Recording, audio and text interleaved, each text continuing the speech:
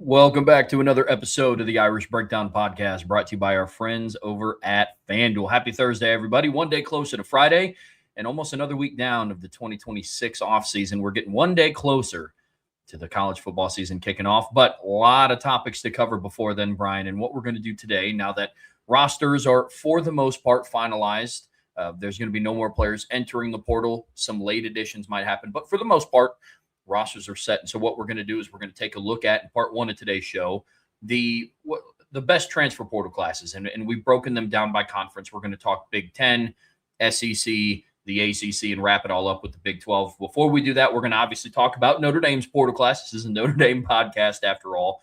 And then in part two and kind of three of today's show, we're going to be talking about which model works best and how the 2026 season is going to be very telling as to what might happen and what we might see in the future of college football. So very interesting show today. Obviously, the transfer portal is now a big part of success for teams, and you could argue it is now something that teams have to do to varying degrees. But it's a very interesting conversation. Where we're going to start with that, Brian, is Notre Dame, a team that has had a lot of success in the portal, although they're not bringing in classes of 25 to 30 guys in the portal. It has still been equally as successful for them and arguably a little bit more successful than some other programs. Yeah, I mean, when we kind of dive into this conversation about portal classes, Trev, and we'll kick things off with Notre Dame because I view Notre Dame as a winner in the transfer portal. One of the, not like there's never like the winner. There's winners who won the transfer portal. It's some of the teams that we're going to talk about are not teams that had big classes. But it's, did you meet the needs with impact talent for whatever your portal needs were?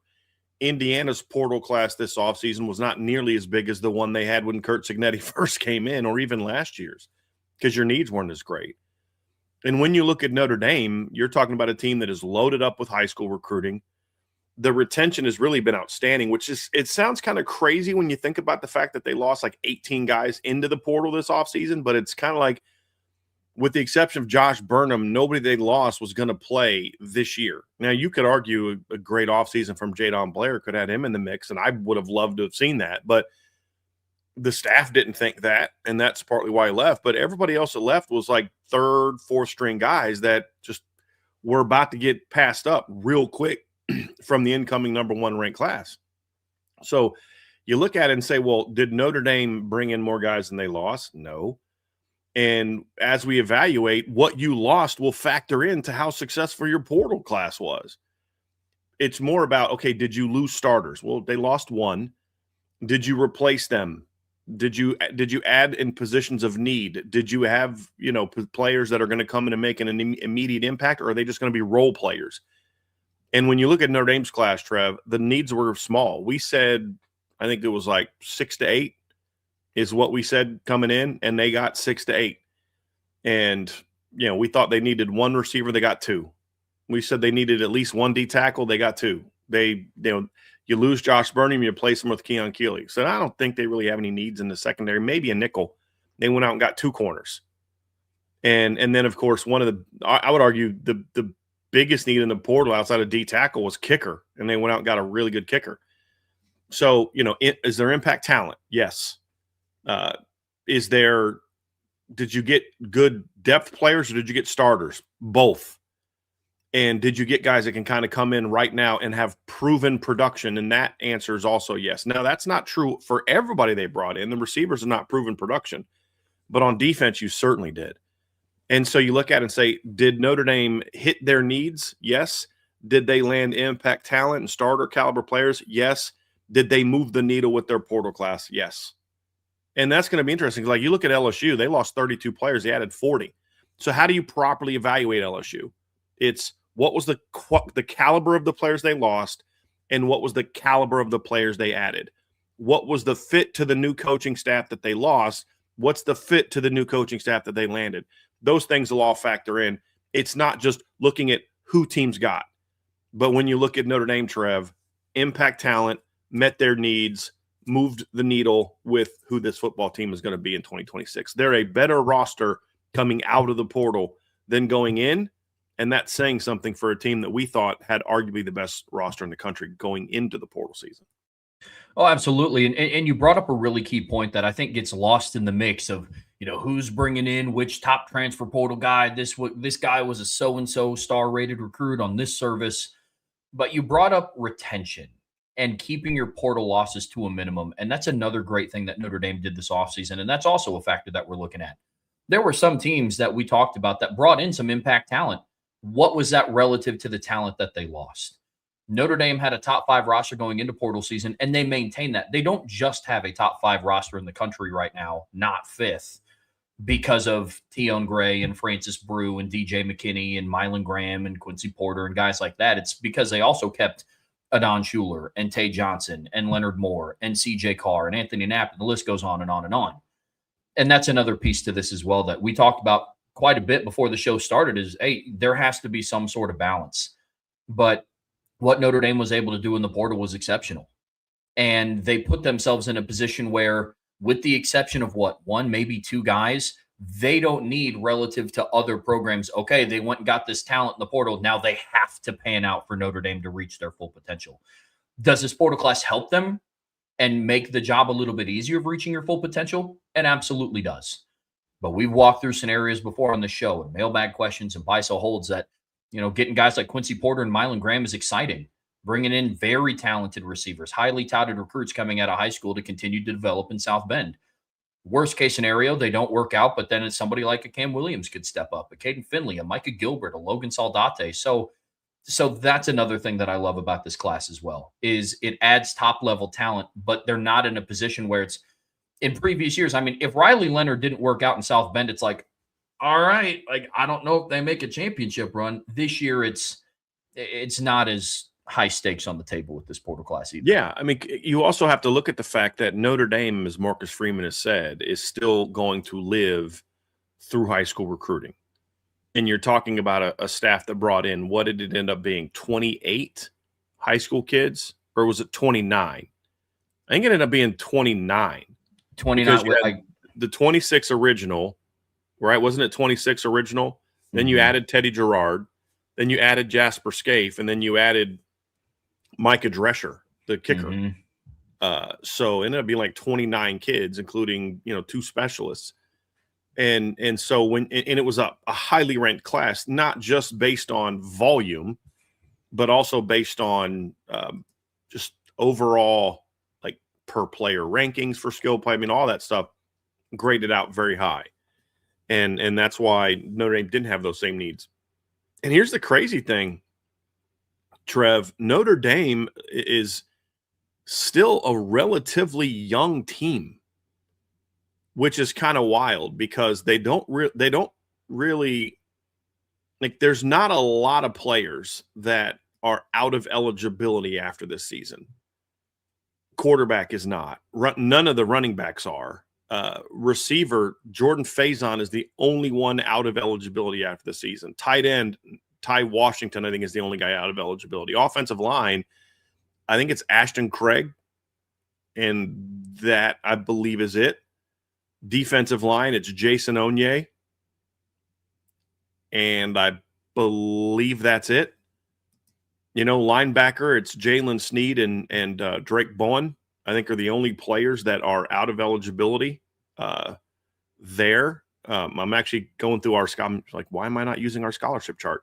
Yeah, there's literally no quarterbacks, no running backs, 1 receiver, 1 tight end, 1 offensive lineman, no defensive ends, 2 defensive tackles, Onye and Elijah Hughes, 2 linebackers, Sneed and Bowen, 1 safety, Luke Talich, 2 corners, Christian Gray and DJ McKinney.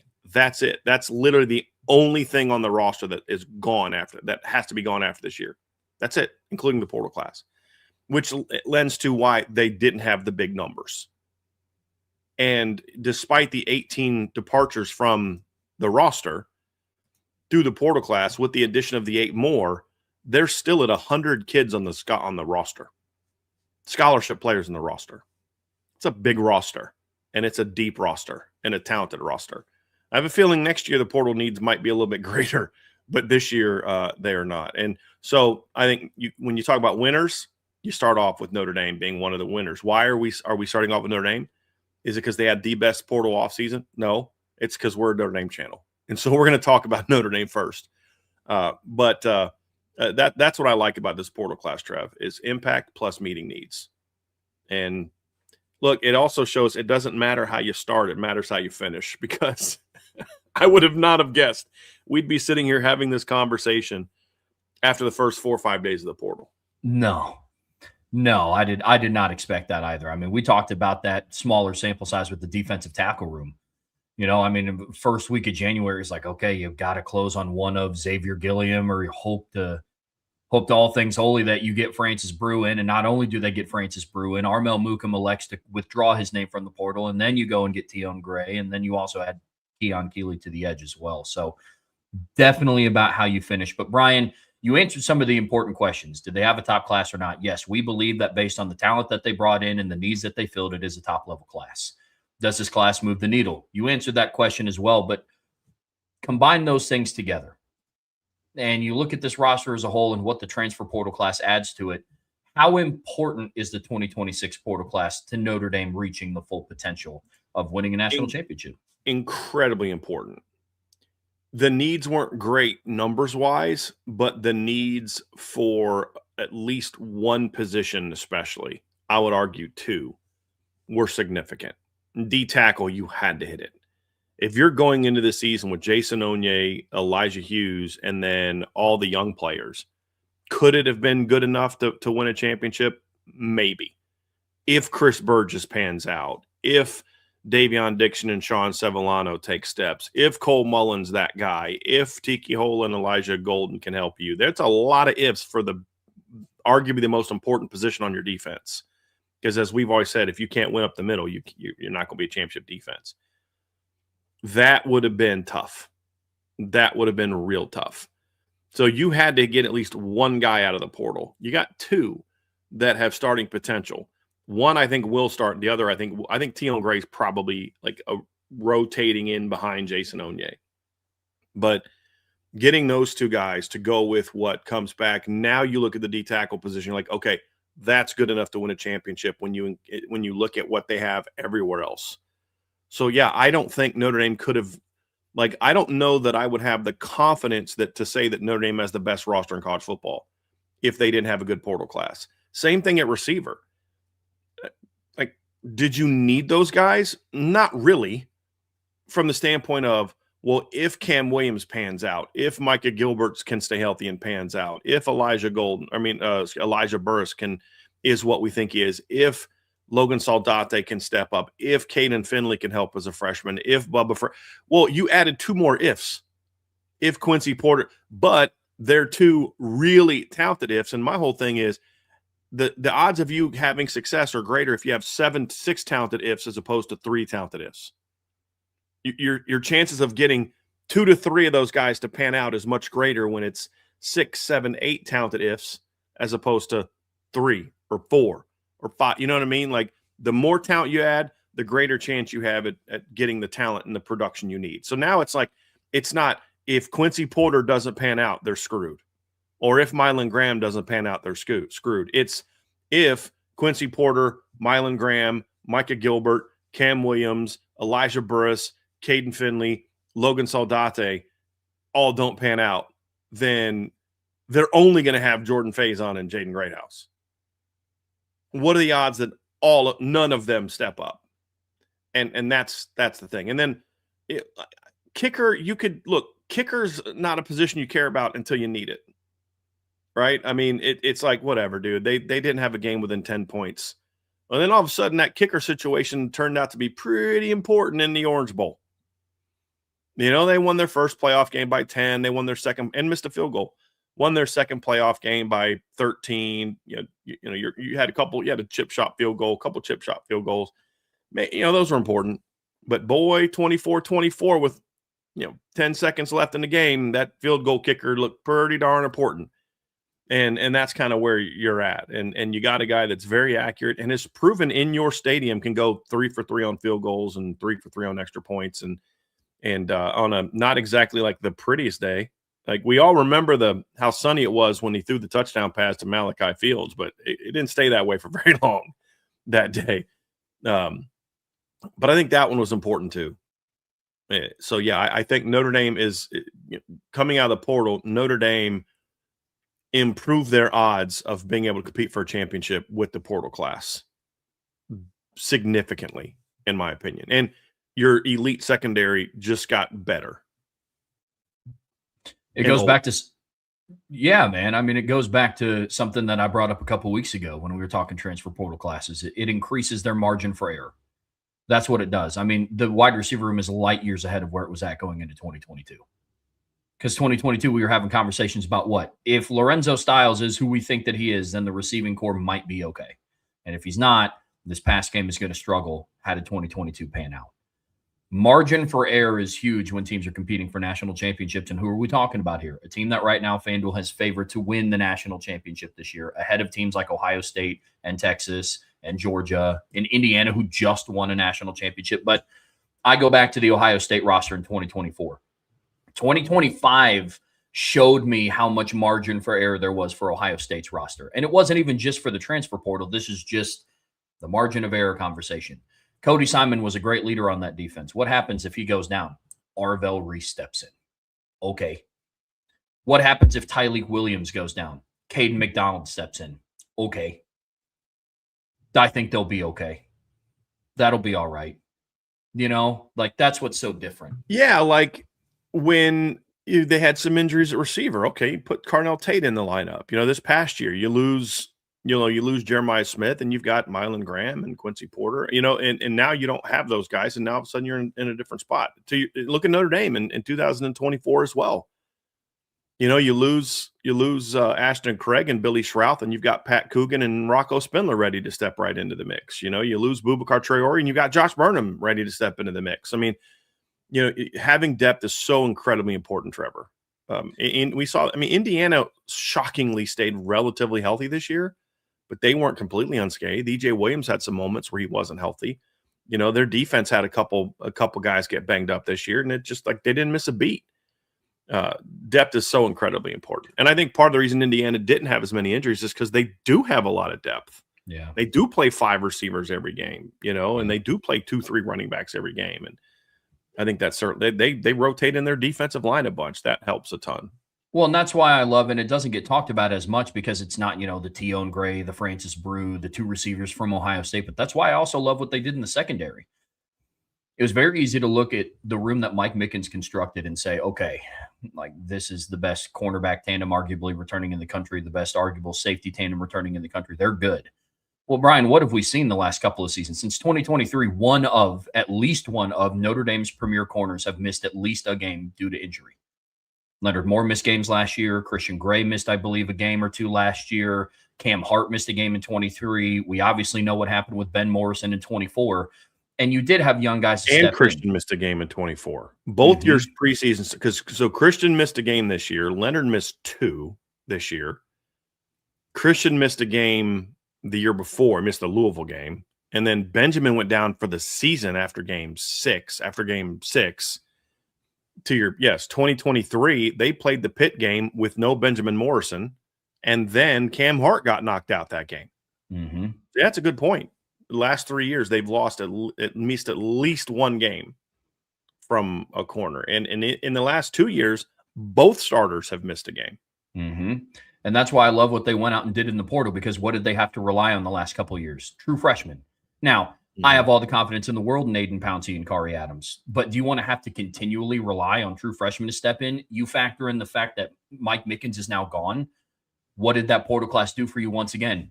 It increased the margin for error, because now instead of having to, all right, Aiden Pouncey or Kari Adams, I just hope you're ready to start this game against North Carolina on the road. Hope you're ready. Now you have somebody, and saying that, I do have confidence that they will be, but now again, your margin for error increases, and you have guys like Jaden Sanders and DJ McKinney who are also able to step in. So I love what this portal class did for this team, Brian. It all looks different as we're getting ready to dive into, but very excited to see what that's going to look like for them. Yeah, no doubt. And I think Notre Dame has found their sweet spot here with the portal under Marcus Freeman, which is retention is key, high school recruiting is key, And if we can find difference makers in the portal, let's go get them. They got nice like role players the first few years in the portal.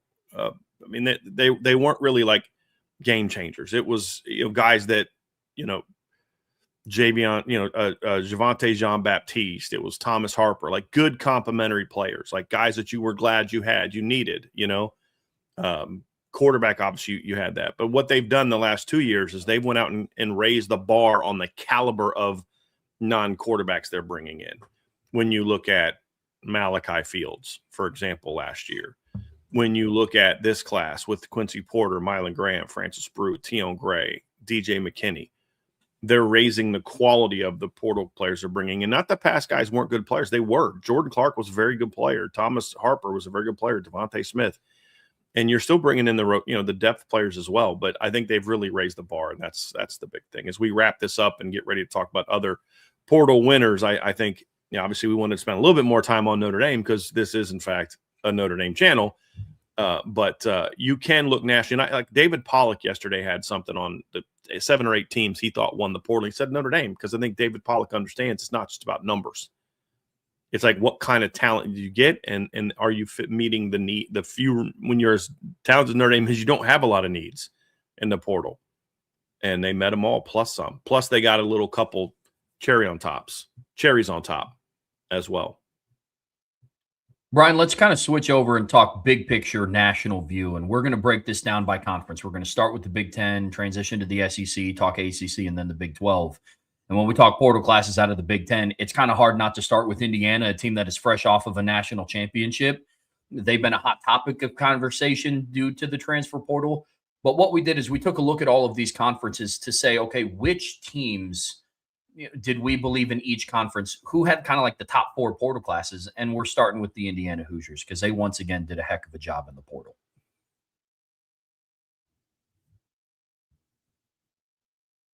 Just a reminder on kind of what we're doing here as well I looked at some of the portal class rankings as we were putting this together, and it was kind of like, okay, yeah, we're going to follow a different model. We're not going to go with the whole, volume is better kind of thing. The other thing that we take into account is who you lost, what was the caliber of players you lost, and did you meet your needs and add impact players? And so a class with 8 like Notre Dame's could be as impactful for Notre Dame as a class with 32 or 40 or whatever the case may be. And we're also not basing this off of high school evaluations as much as that's kind of part of it. But like if a guy's been in college for 2 or 3 years and he hasn't done a whole lot, you have to take that in consideration. And so we've seen some classes that are getting a lot of hype from like On 3 because they're ranking a guy that's a junior with 2 career sacks, highly because he's and look, we'll use Notre Dame as an example. The fact that Quincy Porter ranked 66 spots ahead of Francis Brew is based entirely on high school rankings. Now, it has nothing to do with what they've done at college, right? We're basing this also on what guys have done at college. So when we start with the Big Ten, you look at Indiana, they only brought in 17 guys this year. It's not nearly as great as what they've done in the past. And I think that's because what you're seeing is Indiana doesn't have as many needs as they've had in the past. There's a lot of talk about what Indiana lost, Trev, and they certainly lost some good football players. I mean, you lose the Heisman Trophy winner. I'd say it's a big loss. Yeah, you're losing your 2 running backs. You're losing Elijah Sherratt to the NFL. You're losing Omar Cooper to the NFL. You're losing Pat Coogan to graduation. Your right tackle's gone. You're losing Mikael Kamara. You're losing Stephen Daly. You're losing Aiden Fisher. You're losing D'Angelo Ponce to the NFL. So you lost some really good football players. But there's a lot coming back. Charlie Becker comes back. You've got 3 of your 5 starting offensive linemen come back. Both your D tackle come back. You have 2 linebackers that had starter snaps last year and starter impact last year. You've got 2 of your starting defensive backs coming back. So there were clearly some holes. So you look at it and say, okay, you needed a really good quarterback to replace Fernando Mendoza. Check. And Josh Hoover. Absolute check. You needed a running back to help fill the void left by losing, Hemby and Black from this last season. So you've already got Lee Beebe. That gives you 1. You don't necessarily need 2, but you need 1. And they went out and got one of our favorite running backs in the portal, Turbo Richard, who we're very high on. He had a solid year last year running behind just a abysmal offensive line at Boston College. I mean, that offense was just an absolute train wreck. And the film is much better than the production. But even with the bad offensive line, he still averaged 5.2 yards per carry. The whole team averaged 3.3, but Turbo averaged 5.2. And then the year before, Turbo averaged 5.1 as a freshman. He's a productive player. I think he fits their system well. All their running backs are these like little short, sawed-off guys that just hammer up through the line, great vision, great feet. That's exactly what Turbo is, like 5'8", 200 pounds. So you got to check there. You needed at least one impact receiver out of the transfer portal, and you got one, and I would argue maybe two. It depends on what Shaz Preston can do, coming out of the portal. He's a guy that was a highly ranked recruit. I believe he signed with LSU or Alabama, one of the two, coming out of high school, transfers to Tulane, and becomes an impact player. They obviously got Nick Marsh out of Michigan State, who's had two very good productive seasons in the Big Ten, was the top pass catcher for Michigan State the last 2 years, has been over 600 yards the last 2 years in a system where it's kind of like he was the guy that everybody's focused on. They went out and got Shaz Preston, who can play the slot. He had 43 catches for 723 yards last year. And Trev, he's a guy that has playoff experience. He had 5 catches for 125 yards against Ole Miss last year. He had 3 catches for 95 yards in their win over Duke last year. So this is a kid that's talented, former top recruit. So again, check there. You lose Pat Coogan and you lose your right tackle. So what do? You move Bray Lynch into center. You go out and get Joe Bruner at guard from Wisconsin, who was an all Big Ten player last year. Check. You lose your 2 defensive ends who are really good players. So you need to go get some guys. They got 3. They got Josh Burnham, which is a very good pickup. It's not getting talked about nearly enough with how clutch Josh Burnham was. They also got Toby Onsensanmi from Kansas State, good football player. They got Chidi Obiazer from Kansas State, good football player, 6'6", 245-pound edge rusher. I think those guys are going to help be able to fill that void with the 2 tackles coming back. They got A.J. Harris out of the portal at cornerback to help replace Angelo Ponce. Very different player. They got Preston Zachman out of the portal from Wisconsin. So you look at it, Trevor, everywhere where they lost an NFL player, they either had somebody in the depth chart ready to step right in, or they went out and got a good, proven portal player to replace them. I think Indiana had a heck of a portal class this year. And that's why I had no problem leaving them number 1 in my preseason top 25, and why you still had them as a top, I think you had them 6th, 5th, 4th. That's right. It's not based on reputation. It's based on they're still really good. Absolutely. They had another home run type of portal cycle. Again, like you listed off, they checked off every single need. And they're making, and something, I'm getting a little bit ahead of myself here, but they're slowly starting to make that transition to doing what other top programs do, is they're using the portal more to supplement than to build the foundation of their team. And that's something I'm very interested to see if Curt Cignetti can continue doing. But love the portal pickups here. To your point, Josh Burnham is one that isn't getting talked about enough. A lot of the attention is going to Josh Hoover and Nick Marsh, and I understand that. But winning a national championship is not just because of who you have at quarterback and who you have at receiver. You need impact defensive end. Just go watch what Josh did, that big stop he had on 2nd down near the goal line against Penn State. Look at how good he played against Georgia in the playoffs 2 years ago. And then the fact is I mean, you could make a strong case that he was their best defensive lineman the last 5 games last year for Notre Dame.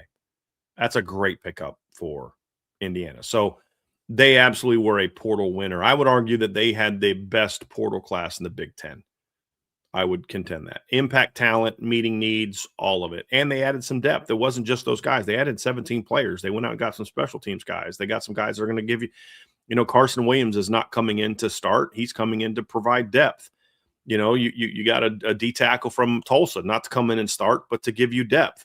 Brock Schott, not much of a pass catcher at Indiana, or Miami, but they're not asking their tight ends to do that. They ask their tight ends to block. Jaquan Sanks from Cincinnati, good depth player. So they added starter impact and depth in their portal class and didn't really lose anybody of note. You could argue Hosea Wheeler was about the only guy that they lost that was going to be coming into the season really fighting for a chance to start. Actually, he wasn't even going to do that with a chance to be in the rotation this year. So big check, A grade for the Hoosiers. Another team in the Big Ten that had a really good portal cycle were the Wisconsin Badgers, a team that Notre Dame is gearing up to face in week 1 of the regular season. And I was a little biased to them a little bit. One, they're on Notre Dame's schedule, and two, I just got done doing their portal breakdown for their opponent preview. But I go through and I look at what they did, especially relative to the conference, and they had a very underrated portal cycle, Brian. Love them going out and picking up Colton Joseph, the Old Dominion quarterback, who put up a lot of numbers last season for Old Dominion. I mean, he threw for 2,624 yards, rushed for another 1,000 yards. He had 34 total touchdowns last year as a freshman, a redshirt freshman. So Redshirt. They brought in a quarterback with a lot of needs. And if you guys watched any Wisconsin football last year, quarterback was definitely a position that struggled for the Badgers last year. That is something without a doubt. But they built around the entire backfield. They brought in Brian Jackson from USC. They brought in Abu Sama III from Iowa State. He was a very productive running back for them. Finished year with 732 yards, averaged 5.2 yards a carry, 5 rushing touchdowns. They had to do some rebuilding along the offensive line. They went out and got a center from Oklahoma State, Lucas Simmons from Florida State. So offensively, I think Wisconsin had a very strong portal cycle. And then I echoed the same thing on defense. They're trying to get longer. They're trying to get a little bit bigger. They went out and got Justice Boone from Arkansas. That's a player that Notre Dame went up against this past season. They also brought in reinforcements from the secondary. They got Bryce West from Ohio State. That's a very underrated pickup. Not the most productive player last year at Ohio State, but I sit and look, and when you're behind guys, I look at the Bryce West pickup for Wisconsin in a similar way that I look at, the Quincy Porter, Mylan Graham pickup for Notre Dame. Did he put up the most numbers? No, but who is he sitting behind? Right. And Bryce Does West he is have sitting talent? behind. Right. Exactly. Dude sitting behind Davison Igbinosun and Devin Sanchez and Jermaine Matthews, who's coming back. Really underrated pickup for Wisconsin's defense. And then they also went out and got Carson Van Dinter from Ohio State. From Iowa State. He's a safety. So loved a lot of the pickups of what Wisconsin brought in the portal. Checked a lot of boxes for me as well, Brian. And they needed it because not only did they not have a great roster last year, but they lost a lot of guys in the portal as well. Like they were hit hard by the portal. Obviously, you expected kind of Billy Edwards to go. He got hurt early last year, and so you kind of expected that a little bit. But running back, you're bringing back your top guys. You don't necessarily need to add a bunch, but you still went upgraded at the position. You lost a receiver to the portal. You lost Tucker Ashcraft to USC, the tight end. You had Joe Bruner was an all Big Ten guard. He transferred to Indiana. They lost their best linebacker last year, transferred to Ohio State. They had a couple DBs. Emilio Agard transfers to Virginia. Jameer Latimer transfers to West Virginia. I mean, so they had losses. And so they needed to, and then obviously guys that graduated, they needed to have a good portal class, to your point, Trev. And they certainly did that. Colton Joseph, if you don't know a lot about him, is a really, really fun football player. You guys should get a chance to check him out. To Trev's point, he rushed for 1,000 yards last year and threw for over 2,600 yards last year. I'm very curious how he's going to fit into Jeff Lebby's offense, but I have to believe that they're going to adapt to what he does. Otherwise, why go get him? They've got quality talent at receiver. The offensive line is going to be the key. The kids they got, Austin Kowecki, Blake Cherry, PJ Wilkins, they're going to need at least one of those guys to be able to step in the starting lineup. But I really like what Wisconsin did. I do. They had one of the more solid portal classes. And like you said, some of them are proven players. Some of them are not. Their secondary class is mostly guys that they're kind of banking on having talent. I think they got 6 DBs from the portal. 4 of them have 3 years of eligibility left. Yep. I think that was smart as well, because they're not, okay, if they don't pan out this year, you're back to the portal again next year. These are guys that are going to be hopefully part of your rotation for years to come. I think that was very smart. Very smart. I think so too. Yeah, the Colton Joseph pickup I really love. I mean, he was a big reason why Old Dominion played Indiana so close in week 1. Oh, God, he was so good. I mean, he was electric in that game, bro. Like it makes me wonder what he's going to do at Wisconsin with another year of starting under his belt. We were talking about it before the show. FanDuel put out their lines for some week 1 games. Right now, Notre Dame is favored by 17.5 points. And I'm sure if I'm Colton Joseph, I kind of look at some of those and maybe pull a Lee Corso not so fast. Maybe you want to Yeah. make that a little bit closer. The throwing piece will have to improve because you look at the Indiana game, Trev, he went 11 of 22 for 96 yards and 3 picks, and you're thinking, you guys just told us he was really good against Indiana. Yeah, that part wasn't good. What was good was the 10 carries for 179 yards and 2 touchdowns. That was the good part. You know what I mean? Like, he's going to have to get better, but I think that was that was his. I mean, he was a redshirt sophomore last year, but this is a kid that has had some moments as a passer as well. He's had, let's see, 1, 2, 3, 4 games of over 300 yards in his career. So there's potential there. And, against Virginia Tech last year, another D1 team, because you always got to be nervous about those G5 guys, right? And then that's why I like pointing to, okay, what'd they do against the best teams that they played? Well, Colton Joseph last year against Virginia Tech went 16 of 22 for 276 yards, 2 touchdowns, no picks, and also rushed for 63 yards and a touchdown against Virginia Tech. Against James Madison last year, 13 of 21, 209 yards passing, 3 touchdowns, didn't get picked off twice. But, and they were able to do a good job of keeping him contained, running the football. But you look at some of those, Marshall, he had 266 passing yards and had 50 rushing yards and 3 total touchdowns. Or 2 total touchdowns. So he's done well in some of their bigger moments also. And it's not just, okay, he put up a bunch of numbers against, App State and teams that weren't that good last year. So I think that's what I like there. But that was one of the more underrated in a year where there was a ton of portal quarterbacks to be discussed. He doesn't get a lot of oxygen. I think that was a strong pickup for the Badgers. 100%. Next team here in the Big Ten that we're going to talk about, Brian, is a team that I know that you're also high on. We were going through some of these teams, and it's the UCLA Bruins. They had a very underrated portal cycle, and there's a lot of attention going to, what Oregon did and Ohio State, the big names in the Big Ten. But UCLA quietly had one of the better portal cycles in the Big Ten this offseason so far.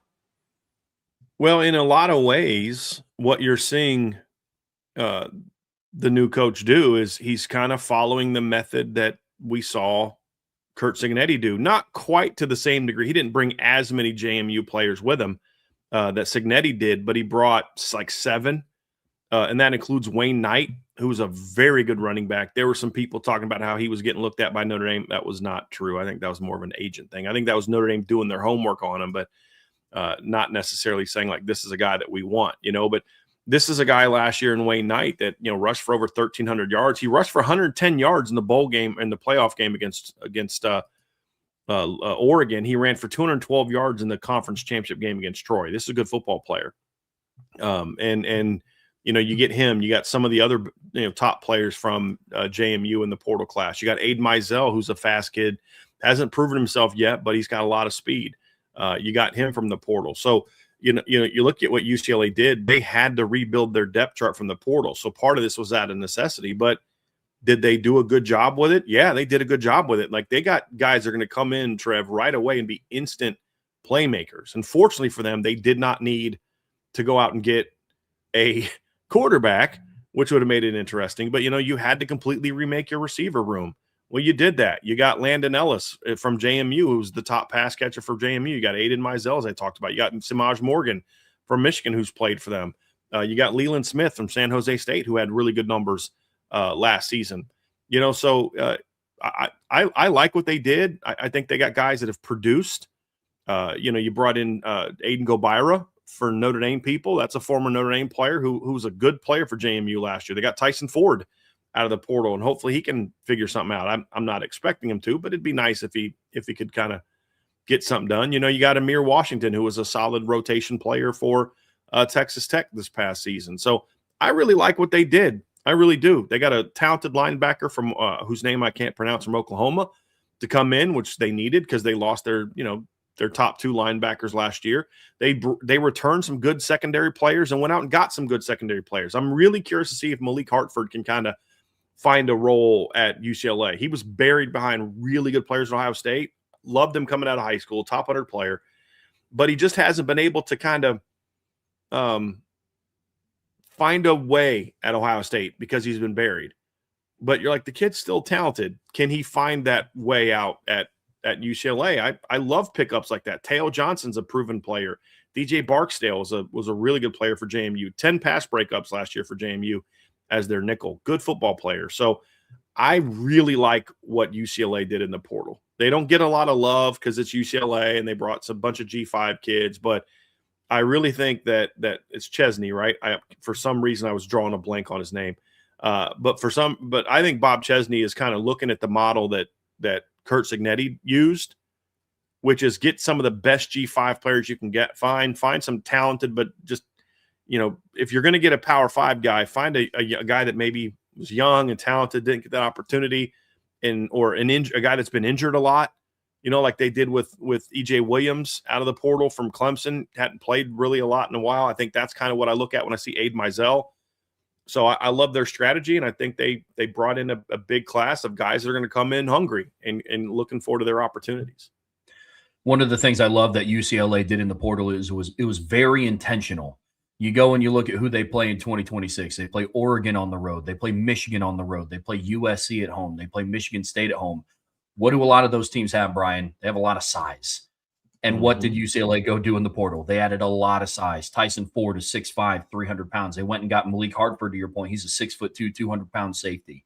You see it going down the list. They get Maxwell Roy, a depth piece on the defensive line. He's 6'3", 300 pounds. They get Amir Washington from Texas Tech. He's 6'2", 270. And it's just consistent down the line. So very interested to see what they do there. But I love when teams like that, teams like UCLA, the middle tier Power 4 teams, you run the risk, especially with a new head coach, of just trying to attract the biggest names. And you avoid the fit of what they're going to be on your roster and what it means for you schematically. Love USC's intent or UCLA's intention in the portal here too. Which is the mistake that Deshaun Foster made. They just went after big names. And I don't think the culture was all that great. 100%. But I think this was a much, much better move. This next team, Trev, is a very intriguing team to talk about. Very. And we're talking about the Penn State Cyclones. And when you go and you look at what they did, obviously they bring in Matt Campbell, the former head coach at Iowa State. But then obviously they brought in a lot of pieces from Iowa State with him, as he should. I understand the move there. And this class is headlined by Rocco Becht and having a quarterback come back. I ranked them in my preseason top 25, looking at the schedule that they're going to play. I think Rocco Becht is going to play a factor. But in a way, because it's not the G5 to P4 transition that we're talking about Bob Chesney making or what Kurt Signetti made a couple seasons ago, but this is a similar-ish model. We're going to talk about another ACC team with Penn State ties that also had a similar path here in the transfer portal, bringing in players that you have familiarity with, surrounding it with players that understand the system. But Penn State is a very interesting team to talk about when it comes to the portal here, Brian.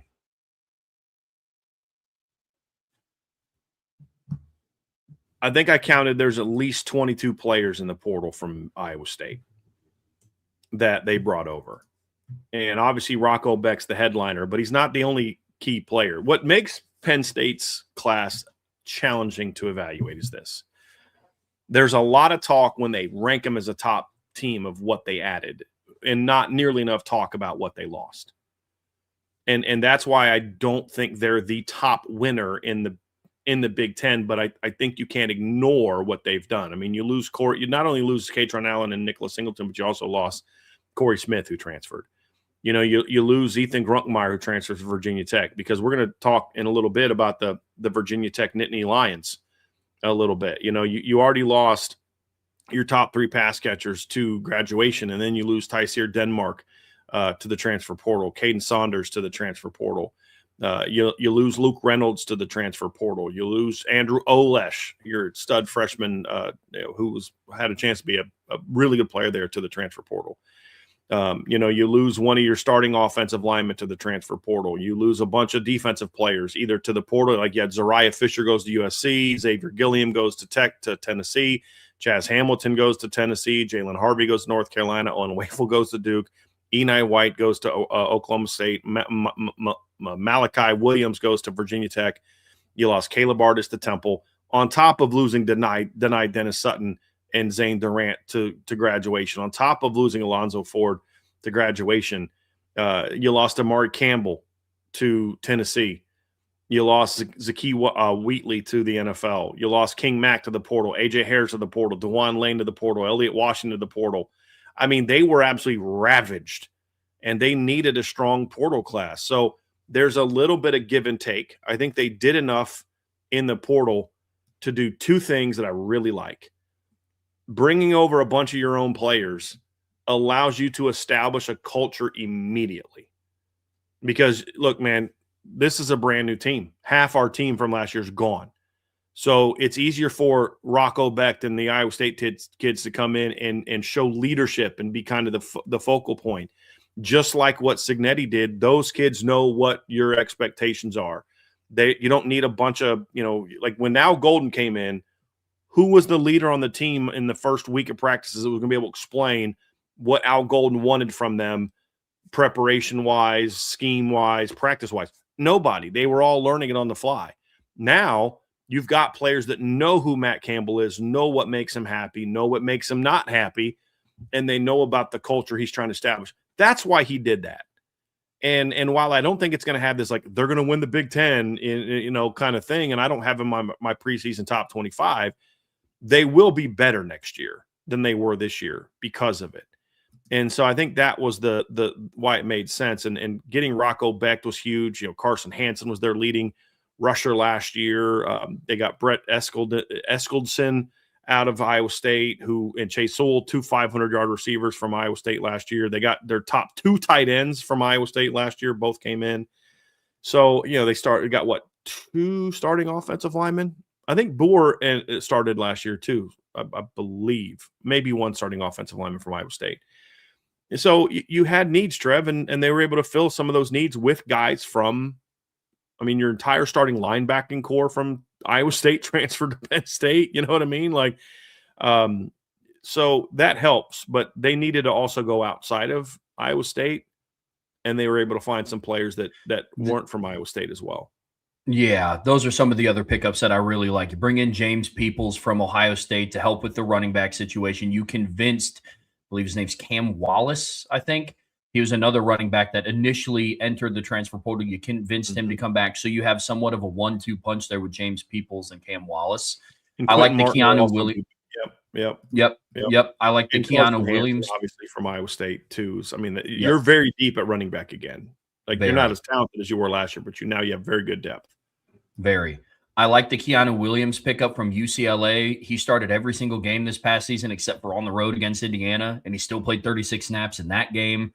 Very experienced, massive dude. He's 6'5", 320 pounds. He's definitely used as a run plugger. So is he going to be Zane Durant? I don't know, nor do I think so. Is he going to be Zane Durant? But from a checking the box standpoint of filling needs, Keanu Williams steps in, and he has experience starting in the Big Ten. You bring him over to Penn State. I like that move as well. So as fun as it is to joke around, and I will probably still continue to do it and call them the Penn State Cyclones for how many Iowa State players they brought over with them, they were still able to add other pieces similar to what Kurt Signetti did coming to Indiana. Yes, he brought James Madison guys with him, but he also brought Old Dominion guys. And then the following year, he got a center from Notre Dame and a receiver from Clemson. And so there's quarterback from Cal, quarterback from Ohio. Right. So definitely other pieces here. Receiver from Clemson. Yeah, 100%. Yeah, I think that Penn State did overall. There was nothing that, here's why I don't punish them as much for what was lost as I would a normal coach. I don't punish first-year coaches as much for losing players as I do when a coach who's returning loses his roster to the portal. And so you were going to lose those players. There was nothing Matt Campbell could do about it. And all those guys were gone before you even hired because of how bungled the process was. And I think he made the most of it and recovered quite nicely. I'd be shocked if Penn State's not a bowl team next year. Shocked. I would not. Before Matt Campbell's hired, you're like, dude, I don't know if they're going to win a game next year. They're going to lose their entire roster, and everyone else has hired a coach except for them. You know what I mean? It's like, how are they going to be? And to come in as late as he did, I think it was very impressive for them to be able to finish the way that they were. That's why I give them a little bit of brownie points. I don't know if I'd rank their class as high as some other people rank their class, but I think they certainly had one of the better off seasons in the Big Ten in that regard. Absolutely. I wouldn't put them in the top 10 across college football, but they're definitely sniffing top 15 in terms of what they did and who they brought in. So I'm with you there. Let's transition over to the SEC, Brian. And there's kind of two teams that really stick out at the top here, and then two others that we're going to cover as well. But first team we're going to talk about here is the LSU Tigers. And they hired Lane Kiffin after they got rid of Brian Kelly, which was obviously the correct move for what they needed to do as a program moving forward. But Lane Kiffin is a head coach that we talked about yesterday, has a lot of familiarity with building programs through the transfer portal. He did it with Ole Miss back-to-back seasons. One year they go, 10-2, they miss the playoffs. And then the next year I know obviously without Lane Kiffin, but make the college football playoff semifinals with a roster that he assembled. And they had their best season in program history. So strong portal cycle for LSU this offseason. It is. They're the epitome of you have to gauge what they lost with what they added. Because they lost 32 players and added 40. So it's only a +8 difference. But when I look at what they lost, I'm not in love with what they lost. I don't think what they lost is going to kill them. There's some guys that other teams are taking some of their guys. And you and I were talking about this. There was a team that people keep saying had a really good portal season, and they're banking it on this LSU kid who gave up 15 pressures in 8 games. You know what I mean? Well, why? Because he was a talented high school kid, highly ranked high school kid. Wasn't very good for LSU last year, but they lost some potential, they lost some talent, but you needed to completely rebuild the culture there too. And I don't know, not that Lane Kiffin is going to bring like this really dynamic culture. I don't know if that's going to be the case, but you needed to purge as much of the Brian Kelly influence as you could. So when you look at LSU, you needed a quarterback. You went out and got look, I don't think he's the best quarterback in the portal. I think he's overrated from that regard, but there's two types of overrated. One is overrated, which means you're not good. The other one is overrated. You're a good football player, but you're not quite as good as what people make him out to be. That's Sam Leavitt to me. Is he overrated? Yes. Is he still a good football player? Yeah, he freaking led his team to the playoffs 2 years ago. He's a good football player. He's not the 5-star number 1 quarterback in the portal, which is why they went after Damon Williams as hard as they did before they went to Sam Leavitt. Take all that aside. Did they add a good quarterback? Yes, they did. Did they add an experienced quarterback? Yes, they did. Most importantly, they added a kid who should thrive in that system. And on top of that, you went out and got Hassan Longstreet, who's your quarterback of the future now from the portal, who will be a redshirt freshman next year for USC and is a kid that's got some talent. You already had, in my opinion, and this is going to sound, a little nuts. People are going to disagree with me. The two best running backs coming back in the SEC are no doubt Ahmad Hardy from Missouri and Kawan Lacey from Ole Miss. Would you agree with that? I still think the best 1-2 punch is arguably the two kids from LSU from a talent standpoint. They were it was coaching malpractice how much they failed those two kids last year. I mean, we're watching Harlan Berry rip A&M up in the first half. In the second half, he has 1 carry. You know what I mean? That you've already got that. And then on top of that, you went and added Dylan Jones from Wisconsin. You added Rod Gainey from LSU. You added Stacey Gage from UCF. You added Racine Guillory. Those are solid, good depth players that can also help you on special teams. You literally have 1 receiver coming back from last year. 1. And you went out and got Jackson Harris from Hawaii, who was previously at Stanford, had almost 1,000 yards last year. You and I have been talking about J.C. Brown for a year. You got Trey Brown from Old Dominion, very good big play guy. You got Malik Elzy, who's a big-bodied rotation player. You got Eugene Wilson. The only knock on Eugene Wilson is, can he stay healthy? When he's healthy, he's very good. And then, of course, you've got some high school kids coming in. Tight ends, you're already good there, but then you went out and got Malachi Thomas to help give you more depth. You've got J.C. Anderson coming in as a high school kid. Your offensive line is going to look very different. You got 2 starters coming back. You had backups transferring. But I didn't think a lot of those guys were very good, to be completely honest with you. You go out into the portal, you get Jordan Seaton. You and I have talked about, very talented. Performance has not lived up to the talent yet. But that was also as a true freshman and true sophomore. He's going to start hitting his peak now in 2026 and 2027. Aluba is a very good pickup from Maryland. You got Sean Tompkins from Baylor, solid depth player. Darren Stray gives you depth. Devin Harper's a guy that knows his system should slide right in as a starting guard. So you did a sneaky job there, in my opinion. Your defensive line was very overrated last year. You went out, and you and I said this in the offseason. You went out and got a bunch of guys who are, like everybody kept trying to tell us that Patrick Payton was this great pickup. And we're like, no, he wasn't. And look what he did. He had like 1 sack last year. And you go out and get Jordan Ross, talented player. He's got some tools, but he's got to figure some things out. But you got Princewell Umanmielen, best guess at that, 11-sack guy from Ole Miss last year. You went out and got Stephylon Green, who gives you depth. Now some young guys, Jack Pyburn, I believe, is back. I believe he's back, correct? Isn't he coming back for LSU this year? Pyburn? The kid they got from Florida. I could be wrong on that.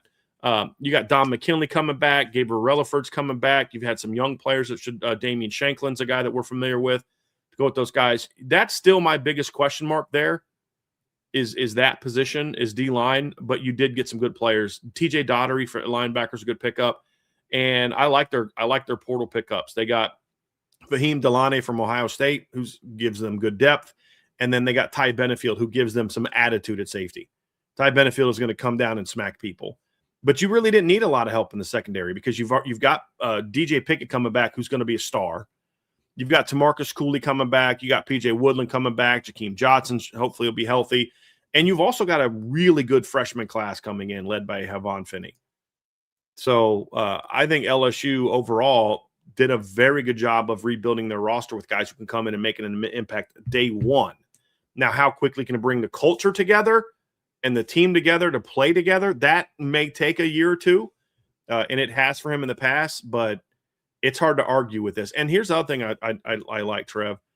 A lot of the guys they brought in are multi-year guys. Of the receivers they brought in, J.C. Brown's the only one that's out of eligibility after the season. The tight end they brought in from Pitt's got 3 years left. You look at the offensive line. Devin Harper, they got from Ole Miss, has eligibility left. The only O-lineman they have that's out of eligibility is the kid from Maryland, Aluba. Defensive line-wise, the kid from Ole Miss, Princewell's gone after this year, but Jordan Ross has 3 years left. Stephylon Green has 2 years left. TJ Daugherty's out of eligibility, but your entire secondary outside of Ty Benefield, all those pickups are guys with multiple years. So I think there was some strategic aspects to that as well, where you're bringing guys in with multiple years. Sam Levitt has multiple years as well. He's always struck me as a kid who's looking for the fastest path to the NFL. So if he has a good year under Lane Kiffin, he probably leaves, but that's why you bring in Hassan Longstreet. So I think the strategy was very sound, and I think they hit it. They hit it very well in the portal. Agreed. I echo all the same sentiments that you do about LSU. Again, it was another intentional portal cycle. Very happy with what they brought in. Insured by Big, I'm sure you're also happy about what LSU brought into the portal as well. Next team that we're talking about here in the SEC, Brian, is the Texas Longhorns. Another one of those kind of no-brainer teams that we looked at in the SEC, and a little bit different story than LSU. They didn't have to overhaul an entire roster and replace it, find a new way to lay the foundation of a culture. Is a smaller class size. LSU brought in 40 players. Texas brought in 18. But how are we evaluating this? What did you lose? Did you bring in impact talent? Did you fill needs? And I think Texas also checks a lot of those boxes as well. They were already going to have an extremely talented roster returning in 2026, and they used the transfer portal to supplement and then enhance it. And I'm really happy with what Texas did. Yeah. I mean, you say they got 18 guys, but they didn't bring in 18 guys to start. You didn't bring in MJ Morris to push Arch Manning. You brought in MJ Morris to give you depth. You've got KJ Lacey and Dia Bell, who are all young guys. You brought in MJ Morris to give you depth. So, look, I think that when you look at what Texas did, no, they didn't have a lot of needs. They lost also some really good players. They lost Trey Owens, who I didn't love as much as some other people did coming out of high school, but you lose Q Wisner transfers to Florida State, CJ Baxter transfers to Kentucky, Christian Clark transfers to South Carolina, a receiver, DeAndre Moore transfers to Colorado, Parker Livingston goes to Oklahoma, Jamie French leaves, goes to Michigan. At tight end, Jack Andrews is gone. He's to the NFL. Jordan Washington transfers. Offensive line-wise, you lose 2 graduates. You have some depth players transfer out. Defensive line-wise, Ethan Burt graduates. Cole Brevard graduates. Travis Shaw graduates. Linebacker Anthony Hill goes pro. Trey Moore is done. The Lufau kid transfers to Colorado. Bo Barnes transfers to Kentucky. You lose your top 2 DBs to the portal. I mean, to the NFL. Jalen Gilbo goes to the NFL. Like, you know what I mean? Like, they lost a lot of good players. And I think they were more strategic than a class with 18 might appear to be. And so part of the reason that they lost some of the receivers was why? Because they were going to go out and try to get a guy like Cam Coleman. They were going to try to make a splash there. You know, you lose Wisner and Baxter, and I would argue that they're going to be better at running back this year than they were with those 2 guys. They're nice players, but I never thought they were great players. You get Raleek Brown, who's a 1,000-yard rusher last year at Arizona State. You get Hollywood Smothers, who's a very good football player. You know, yeah, you lose DeAndre Moore for Parker Livingston, but there's not a person on the planet that wouldn't trade those 2 for Cam Coleman. Like, if I have to lose DeAndre Moore and Parker Livingston to get Cam Coleman, I'll take that trade, especially since I got Emmett Mosley and Ryan Wingo still coming back. I've got Dalen McCutcheon. I got Ryan Niblett. I got Khalil Lockett. I got some talented players coming in, including Cohen Brown, who you all know I'm a big fan of. So I think that's a win. So I really like what Texas did. I did. And, you know, offensive line needs upgraded. They went and got Melvin Siani from Wake Forest. I really like that pickup. You know, they got some depth players from the portal as well. Dylan Sikorsky from Oregon State has a shot to start, but then Lawrence Seymour gives depth. Jonte Newman gives depth. Defensive line-wise, I think they wanted a big body to replace Cole Brevard, and they went and got one in Ian Gefford. I mean, think about this. Cole Brevard left at 6'3", 346, and they got bigger at that position by getting Ian Gefford. Significantly bigger. That's nuts. Ian Gefford's like 387 pounds. Yeah. Good Lord. And Trev, I love the pickup of Rasheem Biles at linebacker. Love that pickup at linebacker. And in the secondary, they didn't add a whole lot, but I don't know that they needed a whole lot, to be honest with you. They got Bo Masco as kind of a nickel corner. They lost Tath. They lost Malik Muhammad, but I was happy that they were able to keep some of their DBs because like Kobe Black originally went to the portal. They convinced him to come back. Like they're like, look, we want you guys to be the next in line there. That's one of my question marks for Texas, but they didn't go to the portal. It's not like they lost out on a bunch of DBs and went other places. They strategically didn't target a lot of DBs, which tells me, agree or not, they like the young players they have in the secondary, and they want to build around them as replacements. So again, that's an evidence that you're just not looking to reload every year or rebuild every year. You were strategic with what they went after, and that's what you and I both like about Texas's class. I mean, you had a pretty talented receiving core last year that's now way better, in my opinion, by getting Cam Coleman. Like that was a big, big pickup. Plus to go with your incoming freshman class, which is pretty good.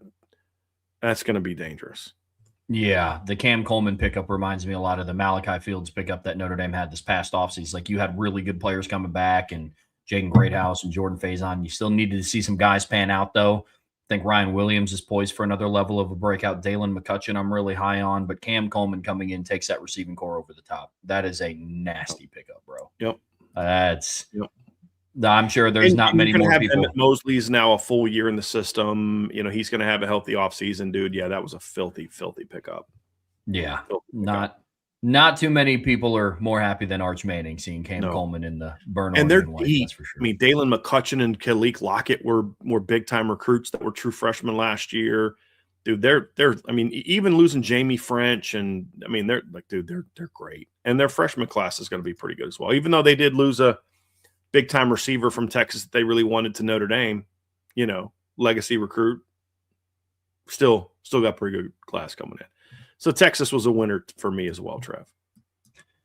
Another winner for us was the Kentucky Wildcats. Brian just hired Will Stein. And no, this is not just because they picked up Kenny Minchie. Plays a factor because I love that fit.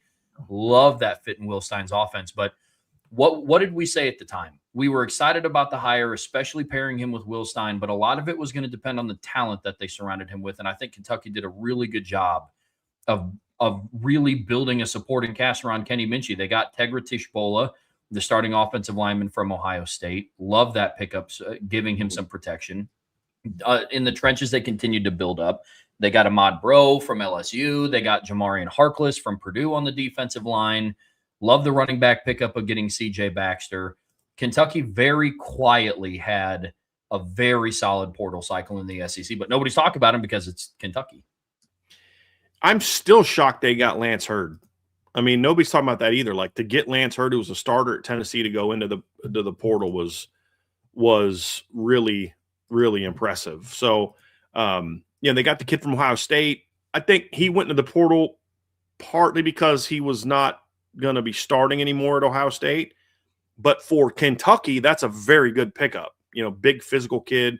You get Lance Hurd to replace there. And if you're going to go get a quarterback in the portal, you better build around him.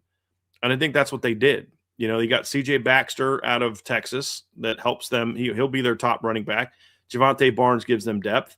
They lost a lot of receiver. They really need Nick Anderson to be healthy. That's going to be a big, big key for them. But you got Shane Carr out of the portal, which I think is a really nice pickup. Your tight end room comes back in place. Your entire offensive line has to be rebuilt. And guess what? That's exactly what they're doing, and that's what they did in the portal. As they rebuilt that. How quickly that comes together is going to be kind of an interesting part of it. I like their D-line pickups. They had a very deep defensive line class, some G5 kids, some Power 4 kids that are good football players. They got Bo Barnes from Texas, who's kind of buried on that depth chart, to a linebacker room that's already pretty deep. And then they got some talent in the secondary. So Kentucky did not go out there and get like the big name portal pickups, but they got a lot of guys that improve their rooms and will give their quarterback, who has 2 years of eligibility, 2 years of eligibility, something to work with. And I think that was smart. C.J. Baxter has 2 years of eligibility left. Everybody but Nick Anderson at receiver has eligibility remaining. A lot of their offensive line pickups, Lance Hurd and Shabola are out after this year, but then they got several other guys that came in that have eligibility remaining. So D-line, they have multiple guys with eligibility remaining. So I did like the strategy that they employed at Kentucky, and I think they have a very underrated class in the SEC, not getting talked about enough. No, very, very underrated class. But what you brought up yesterday, hopefully Jay Bateman and defensive coordinator can kind of put together some of these defensive transfers. So we will see. We will see. The last class, transfer portal class that we're going to talk about in the SEC is Auburn. And I mentioned them yesterday as kind of a sleeper team for me, but I really like what Alex Golesh put together down at Auburn. Starting off, I love the Byron Brown pickup. Yep. You mentioned yesterday, Brian, that this is a very underrated backfield in the SEC, combined with what they have coming back, what they picked up in the transfer portal. So, big fan of what they've done from front to back. Dude, they already had good running backs. And they went out and got more. I mean, they're going to run the ball a lot next year. They had Jeremiah Cobb coming back and Omar Mabson coming back, who's a okay guy, but I like Jeremiah Cobb a lot. He had 969 yards, 5 touchdowns last year, and then they went out and added to it. You got the Nakai Davenport from South Florida. You got Bryson Washington from Baylor, Tay Meadows from Troy. All three of those guys rushed for at least 600 yards last year. Are they number ones at a place like Auburn? Probably not, maybe, but they don't need to be. Jeremiah Cobb's your one. This is your depth.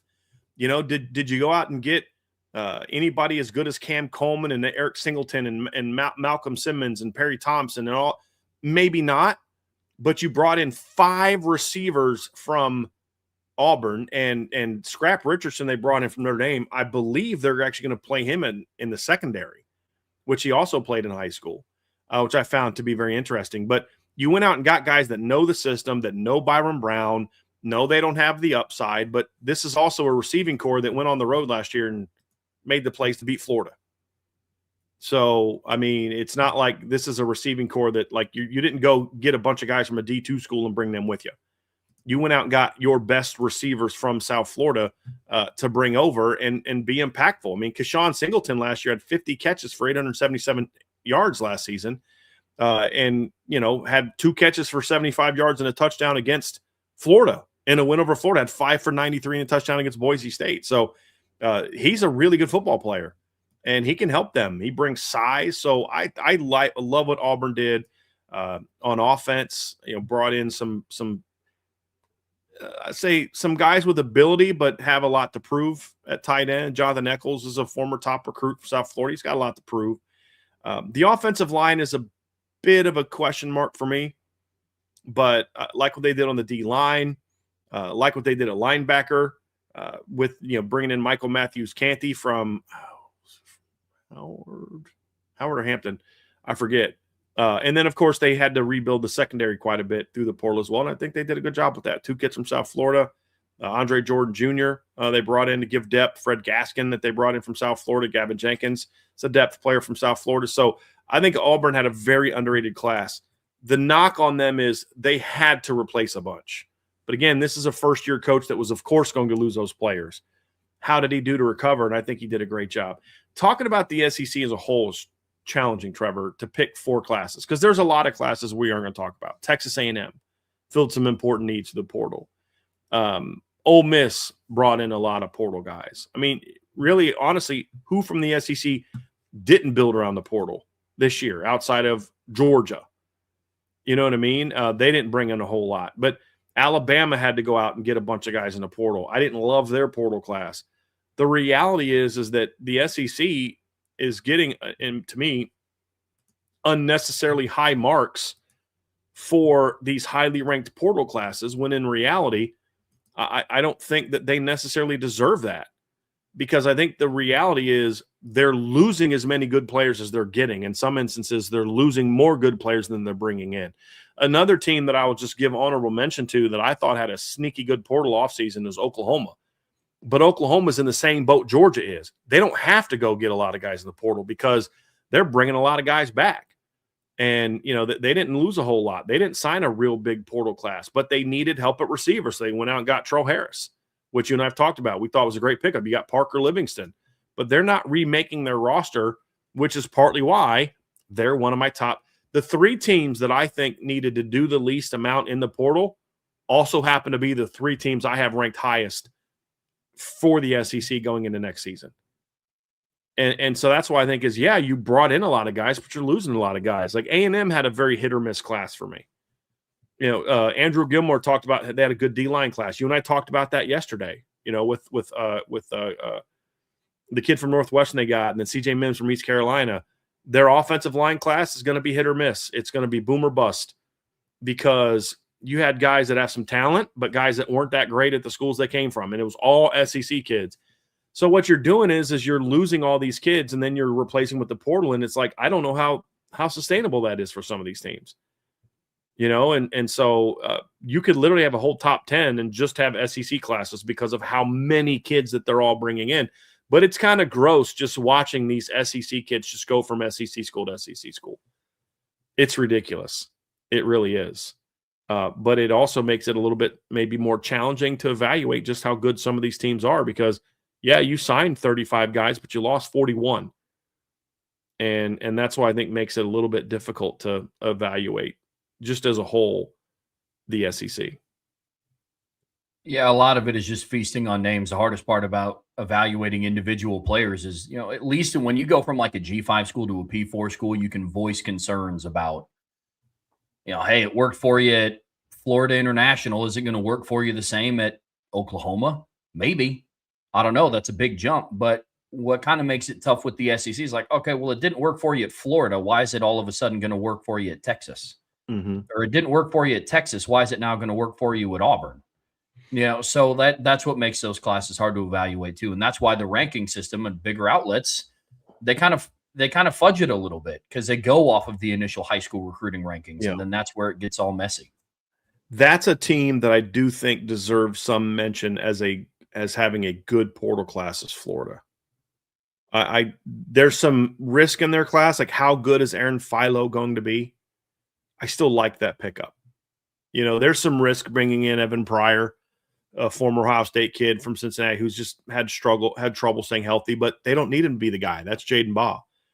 I like the Bailey Stockton and Eric Singleton pickups. I like those a lot. Like Micah Mays from Wake Forest is a good football player.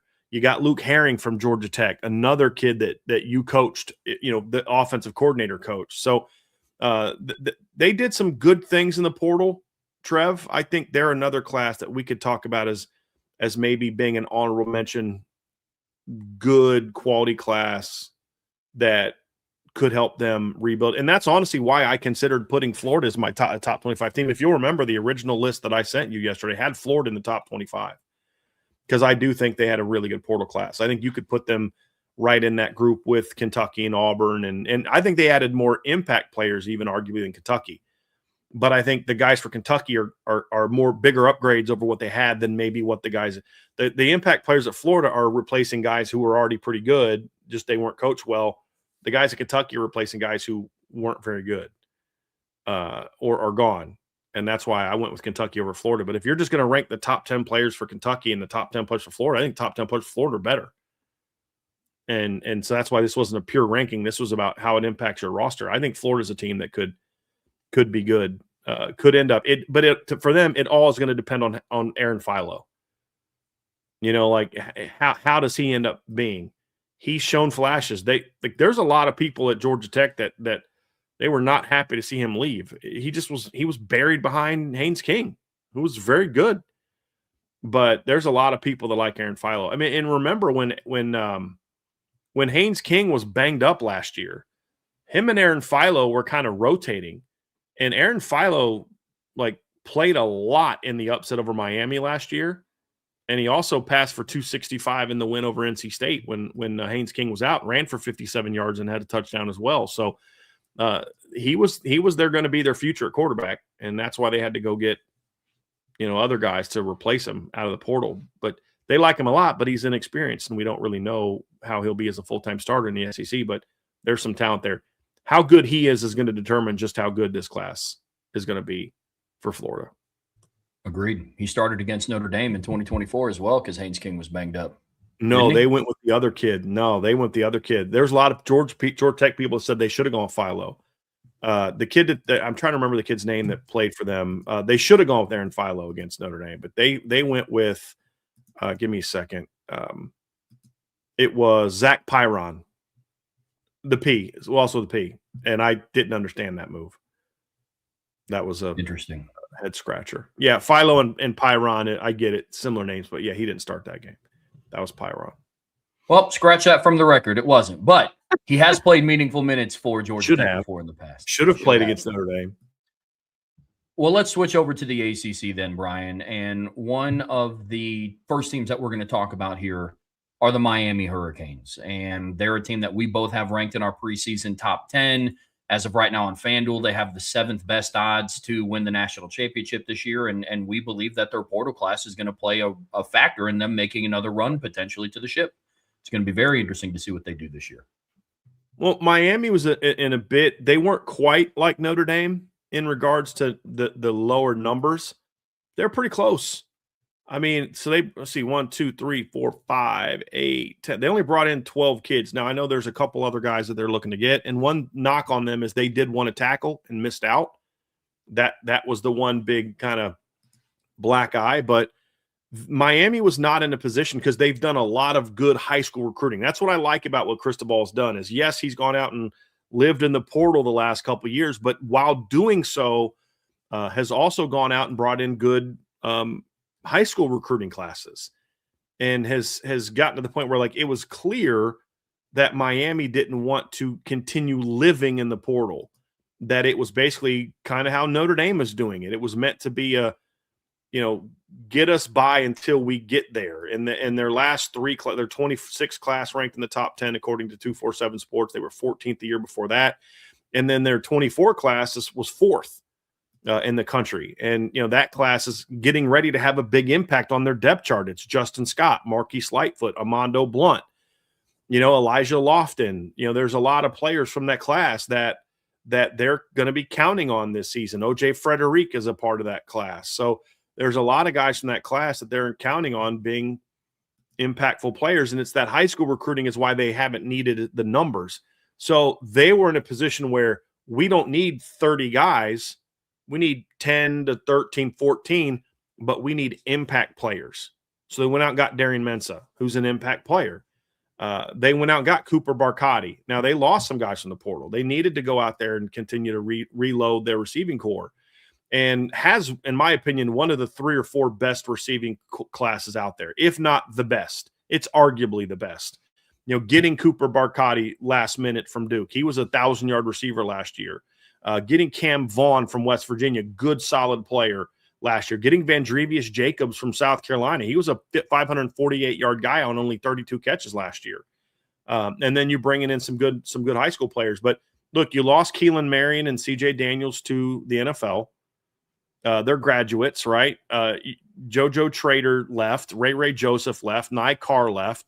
So you've got Malachi Toney. I believe Josh Moore's coming back. And that's really, of your top guys, all you really had coming back.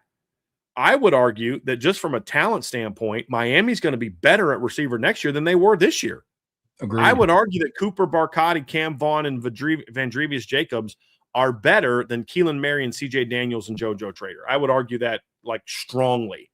Like I would actually debate that with you. So I think they upgraded there, Trev. I think they got better there. The only thing that they're really lacking that they needed, what was another position they had a need? They needed defensive linemen. Impact, guys that can come in and play now. They lose Ruben Bain, you lose Akeem Messador, you lose David Blay at D-tackle. Yeah, you've got Moten coming back, you got Scott coming back, Blunt, Lightfoot, but your depth is a question mark. So what did they go do? They went out and got Damon Wilson, one of the most impact pass rushers in the country. They went out and got Jaquez Carter, who's not only a talented young player that can be in your rotation, but he's a redshirt freshman that'll have 3 years of eligibility or 4 years of eligibility left. No, did he? I think he actually played beyond his eligibility this past year for Ohio State. I'll have to go look at that. He's at least no more than a sophomore. He's either a redshirt freshman or a true sophomore. So now he's a guy you don't have to go out and get him. And then getting Keona Davis, who's kind of a hybrid. He can play some end. He can play some 3 technique from Nebraska, was also a great pickup. And so I really like what they did, Trev. I think they brought in a very good class. They didn't have a lot of needs. You bring in Omar Thornton, who's kind of a hybrid safety / rover linebacker type of guy to bring in. You didn't have a lot of needs in the secondary, so you have a very good freshman class coming in. So you went out and got Conrad Hussey to give you some depth there, at the nickel spot because you lost Keontae Scott. So they were replacing guys that were gone and not really having a lot of needs.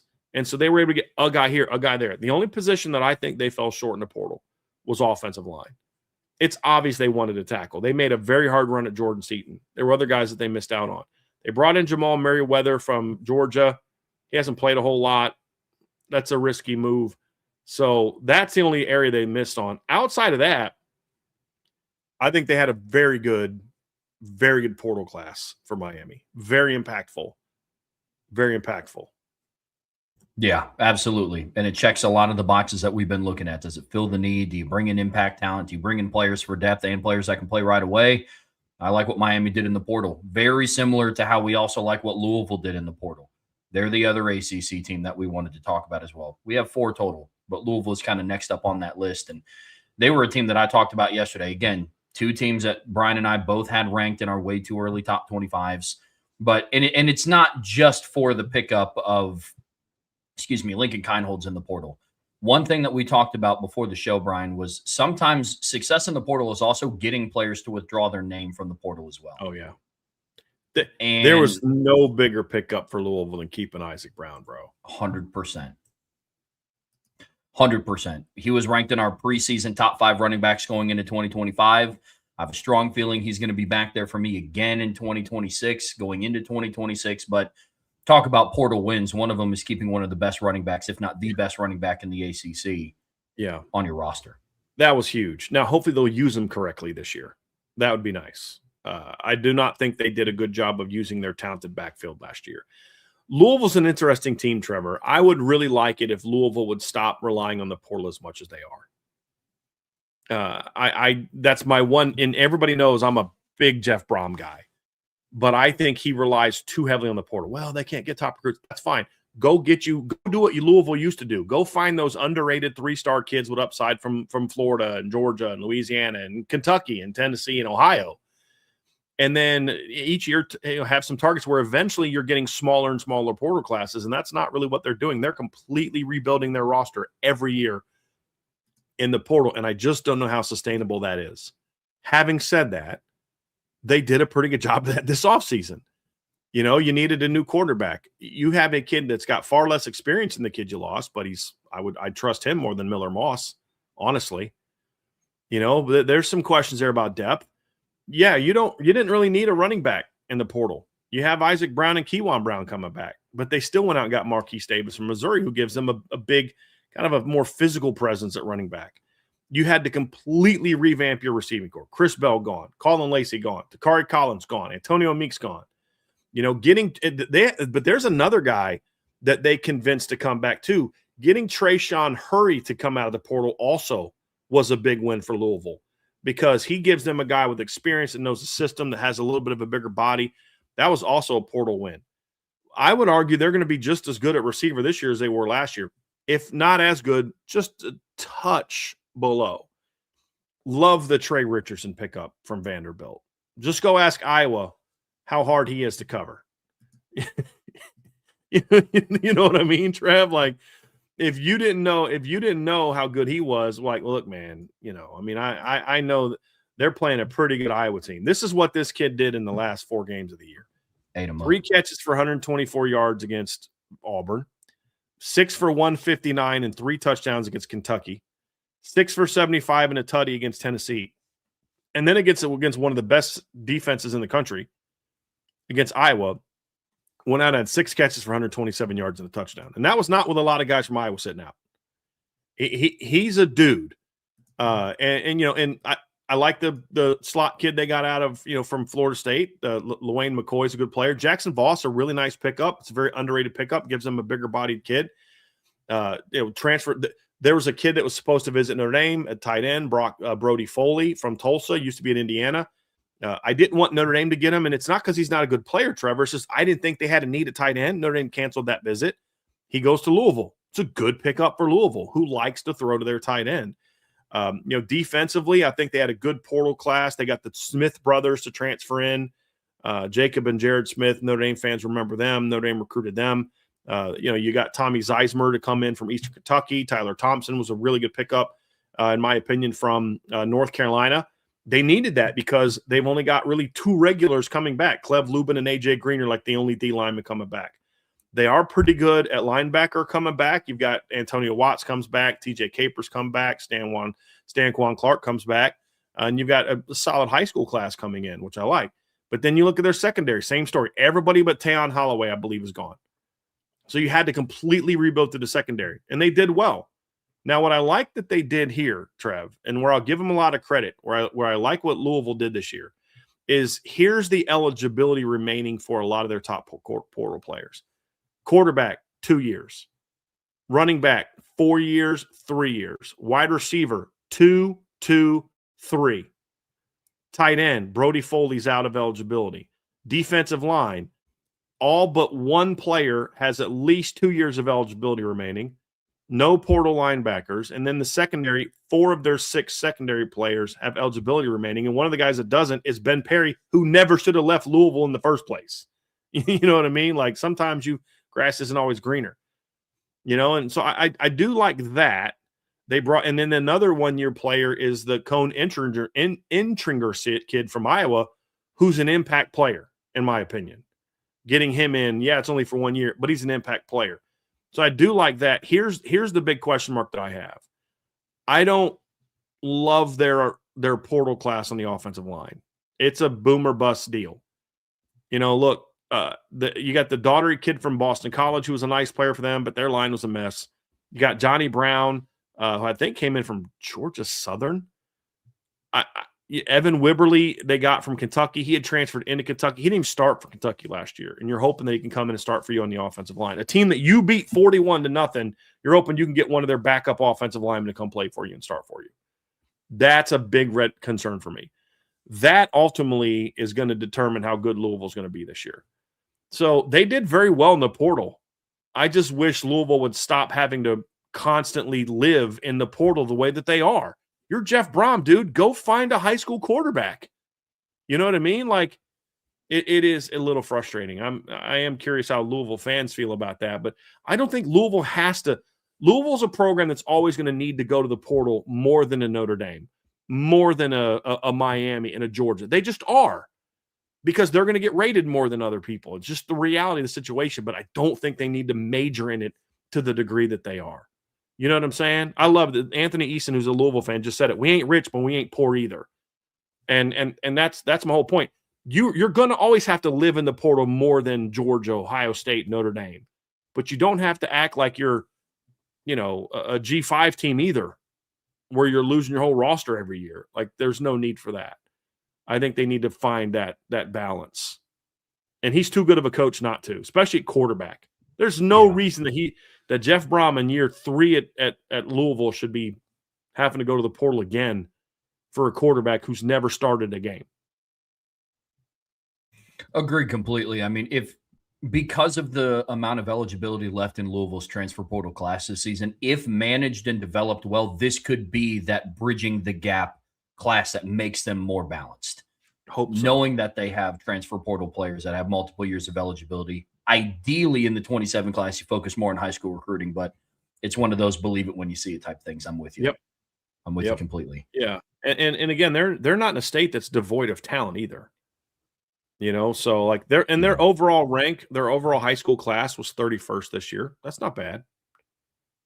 That's not bad. So you just gotta keep those guys.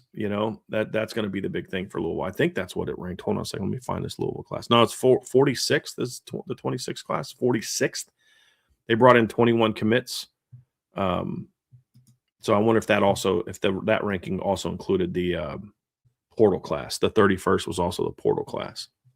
But like they're this is 247. So again, take it with a grain of salt. But they're a 2025 portal class or high school class ranked 71st.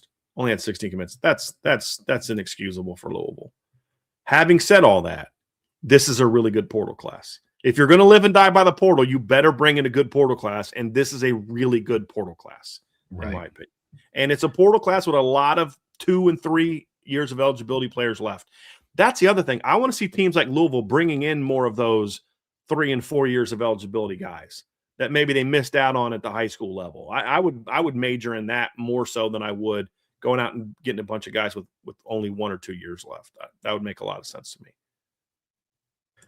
Next team that we're getting ready to talk about here, Brian, is a team that had to rebuild completely through the transfer portal because of a coaching change. We're talking about the Virginia Tech Hokies, who brought in James Franklin. The Virginia Tech Nittany Lions. Oh, yes. Okay, yes, them. I'm familiar with them. Yeah, I didn't know who the Hokies were. I didn't know what you're talking about. Yeah, I know. Jeez, I'm full of mistakes today. I got to lock in. Oh, good, man. I'm rubbing off. It's not good. How many times do I need to say Francisco Mendoza before it starts to, wear off on you? I get it. But Virginia Tech did bring in a big portal class, a lot of it out of necessity. And we're talking about them in a very similar light, to kind of how we talked about with Kentucky needing to bring in just a high volume, how we talked about LSU had to bring in a high volume of players because of how much roster turnover. But even within those big portal classes, you can still fill needs. You can still bring in top-level talent. And I like what Virginia Tech did in the portal. It was out of need for guys they'd lost, and also out of need because their roster wasn't great. It wasn't bad. It was better than what their record showed, but it wasn't a great roster either. And I think James Franklin absolutely nailed this portal class. It's one of the better portal classes in the country, in my opinion. Yes, you went out and got Ethan Grunkmeyer out of the portal, who will probably be your starting quarterback this year. But they also went out and got Bryce Baker, who was a 4-star recruit coming to high school, who's going to bat. I mean, Grunkmeyer's going to have to win the job. You know what I mean? Like, Bryce Baker's not going to, go down without a fight. You've got at running back, you've got Marcellus Hawkins coming back. Jerry Overton comes back. You went out and got Bill Davis from Louisiana, the Raging Cajuns. And then you're bringing in Messiah Mickens in the high school ranks. Again, I like that pickup. You look at wide receiver. You have some, you lose Donovan Green. And I'm still so bummed that he had that knee injury because he just was never the same player after that. I think would have been an NFL player. You lose Cam Seldon, who's a nice player. Isaiah Spencer's a nice player. But you've got Aiden Green coming back, I believe. But you needed help there. So they go out and get Quayshawn Brown from Duke. Everybody's talking about Cooper Barcotti, who was their best receiver. But Quayshawn Brown, was a really good player for Duke this year. Had 65 catches, 844 yards, and 5 touchdowns. You get Tyseer Denmark to follow you, who is a talented freshman. You get Marlon Jackson from Louisiana Tech, who gives you nice depth. So you've upgraded your receiving core. You got Benji Gosnell coming back. You've got tight end. You've got Jarikus Hairston coming back. But then you go out and get Luke Reynolds, who is really talented from Penn State. So, just go down the board, Trev, just the guys they were able to get. Defensive line. You get Malachi Williams, a guy that Notre Dame fans should be familiar with. Cortez Harris and Randy Andarica from Penn State. You also went out and got Kamorian Morgan from Baylor, Javian Hilson from Missouri. Not a lot of guys that have played a ton of football, but a lot of talented kids with 3, 3, 4, 3, 4, 4 years of eligibility remaining. That's the proper way to rebuild a team. And so sometimes you can be like, well, man, you're going to the portal a lot, Franklin. Like, were you trying to rebuild this thing in a hurry? No. The 2 quarterbacks they got, 3 and 4 years of eligibility left. The receivers they got, the kid that they got from Louisiana Tech, the only one out of eligibility. Keyshawn Brown's got 2 years left. Tyseer Denmark's got 3. You look at tight end, Luke Reynolds has got 3 years of eligibility left. You look at their defensive line, 3, 3, 4, 3, 4, 4 of eligibility. You look at their linebackers, Keon Wiley, which is a very good pickup from Penn State. He's only got 1 year left. But Curtis Jones Jr. from West Virginia, nice depth player. He's got 3 years left. Same thing in the secondary. Jaquez White, who they got from Troy, has 2 years left. Kenny Wosley, who they got from Penn State, has 3 years left. Cam Chadwick, who they got from UConn, has 2 years left. So the needs to go out there and rebuild again next year shouldn't be as great because you also went out and recruited a bunch of good high school players. So I think this is the perfect recipe for James Franklin. They got talent, they got depth, and they got a lot of guys that have multiple years of eligibility left. And because you got so many kids from Penn State, you've got kids that can help the current roster understand what the expectations are. And they didn't have a lot of needs on the offensive line from a number standpoint, but they needed to improve the talent and depth there. They went out and did that too. So I love what James Franklin has done this offseason because we need to major in the portal now, but we're going to do it with younger players with multiple years of eligibility, and we're still going to go out there and crush it on the recruiting trail in high school as best we can. Getting Messiah Mickens to come instead of Penn State or Notre Dame, schools that wanted him, huge pickup. They got Troy Hune, the kid that was committed to him at Penn State, now committed to them at Virginia Tech. So, yeah, Grunkmeyer and Baker are going to battle now, but your quarterback of the future, you hope, you also got in high school ranks. They got a 27 quarterback committed already, I believe. So I think James Franklin understands the balance needed to be good in portal and in high school. And Virginia Tech is always going to need to be a school that lives off of high school recruiting, but also has a nice size portal class every year to upgrade talent. And I think Franklin shows an early understanding of that. And that's why this is one of my favorite classes. And it's partly why you have them as a preseason top 25 team, Trev. Yeah, it is. This is a very foundational class being built by James Franklin, because ideally you see the groundwork that he is laying to then move away eventually from being a portal heavy team. Love what they did. But it's not so much that they're bringing in a bunch of backups and rotational guys from Penn State and they're just hoping that they can be, playoff caliber roster. I don't think that's the expectation for James Franklin in year one. And I think that my ranking of them in the way too early top 25 was reflective of that. I put them at, I think, 23rd, 24th. That's not a playoff team. But what this does is it builds a foundation for the future. And that's something that I really, really love about this portal class. Now, I think James Franklin has done an exceptional job up to this point. And now you just got to hope that it reflects the on-field results. That's for sure. Brian, yep. Agree completely. The final team that we're going to talk about here in the ACC are the SMU Mustangs, a team that Notre Dame is actually playing later on in the regular season in 2026. But this was another school that you really liked what they did in the transfer portal. Well, I like how you said you like what they did in the transfer portal. So in case it's bad, you don't have to take any. I said in the show that you liked them, man, not me. No, I do like this SMU portal class. Again, SMU doesn't lose a ton. There's a couple positions they lose some key players, but they're in a position now where they don't have to rebuild every year through the portal. I think they're doing a nice job of that. I think when you look at what they did, at quarterback, they didn't really have a portal need. At running back, they did. And, you lose TJ Harden to graduation. Chris Johnson jumps in the portal, goes to SMU. And so you're sitting there like, okay, well, what the heck are they going to do? Well, they went out and got Kendrick Raphael, who had, I think, let me look it up. I think some 14, 15 touchdowns at Cal last year. Give me a second. I'm going to look up his numbers at Cal last year. Yeah, he had 13 touchdowns at Cal last year. He's 4.1 per carry. He's a hammer back. But he's a guy that you look at. He went and rushed for 111 yards against SMU last year on 33 carries and a touchdown in their upset win over SMU. So you get him and kind of add that hammer type of player at running back.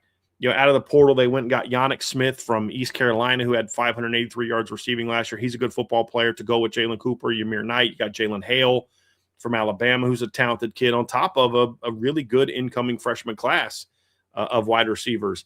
Tight end, you've got R.J. Maryland coming back, but they went out and got Randy Pittman from Ohio State, and they got the Theo Milan Orstrom kid from Texas A&M, who obviously is a kid with some talent there for the Aggies. So he had 19 catches for 186 yards last year, for them. And he was kind of buried a little bit on a pretty deep depth chart, but he's a good football player as well. So they restocked there. The offensive line, I think they could have used an offensive lineman, but they've got 3 starters coming back this year. So I think they should be okay there. I would have liked to have seen one guy get picked up. Defensive line is a place where they needed a little bit more help.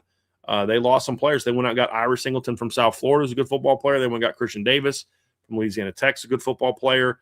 Secondary-wise, they didn't have a lot of needs. They needed guys that could come in and help you out right now. So they go out and get Jarvis Lee from South Florida, really good football player at safety or at cornerback. And then they lost their nickel from last year. So they went out and got Javon Thomas from Texas A&M, who started some games for them. So it was a very targeted class. It didn't need to be a big class. They brought in starters. They filled big needs. And I think overall, they needed a strong class to solidify them as once again, a top 25 football team.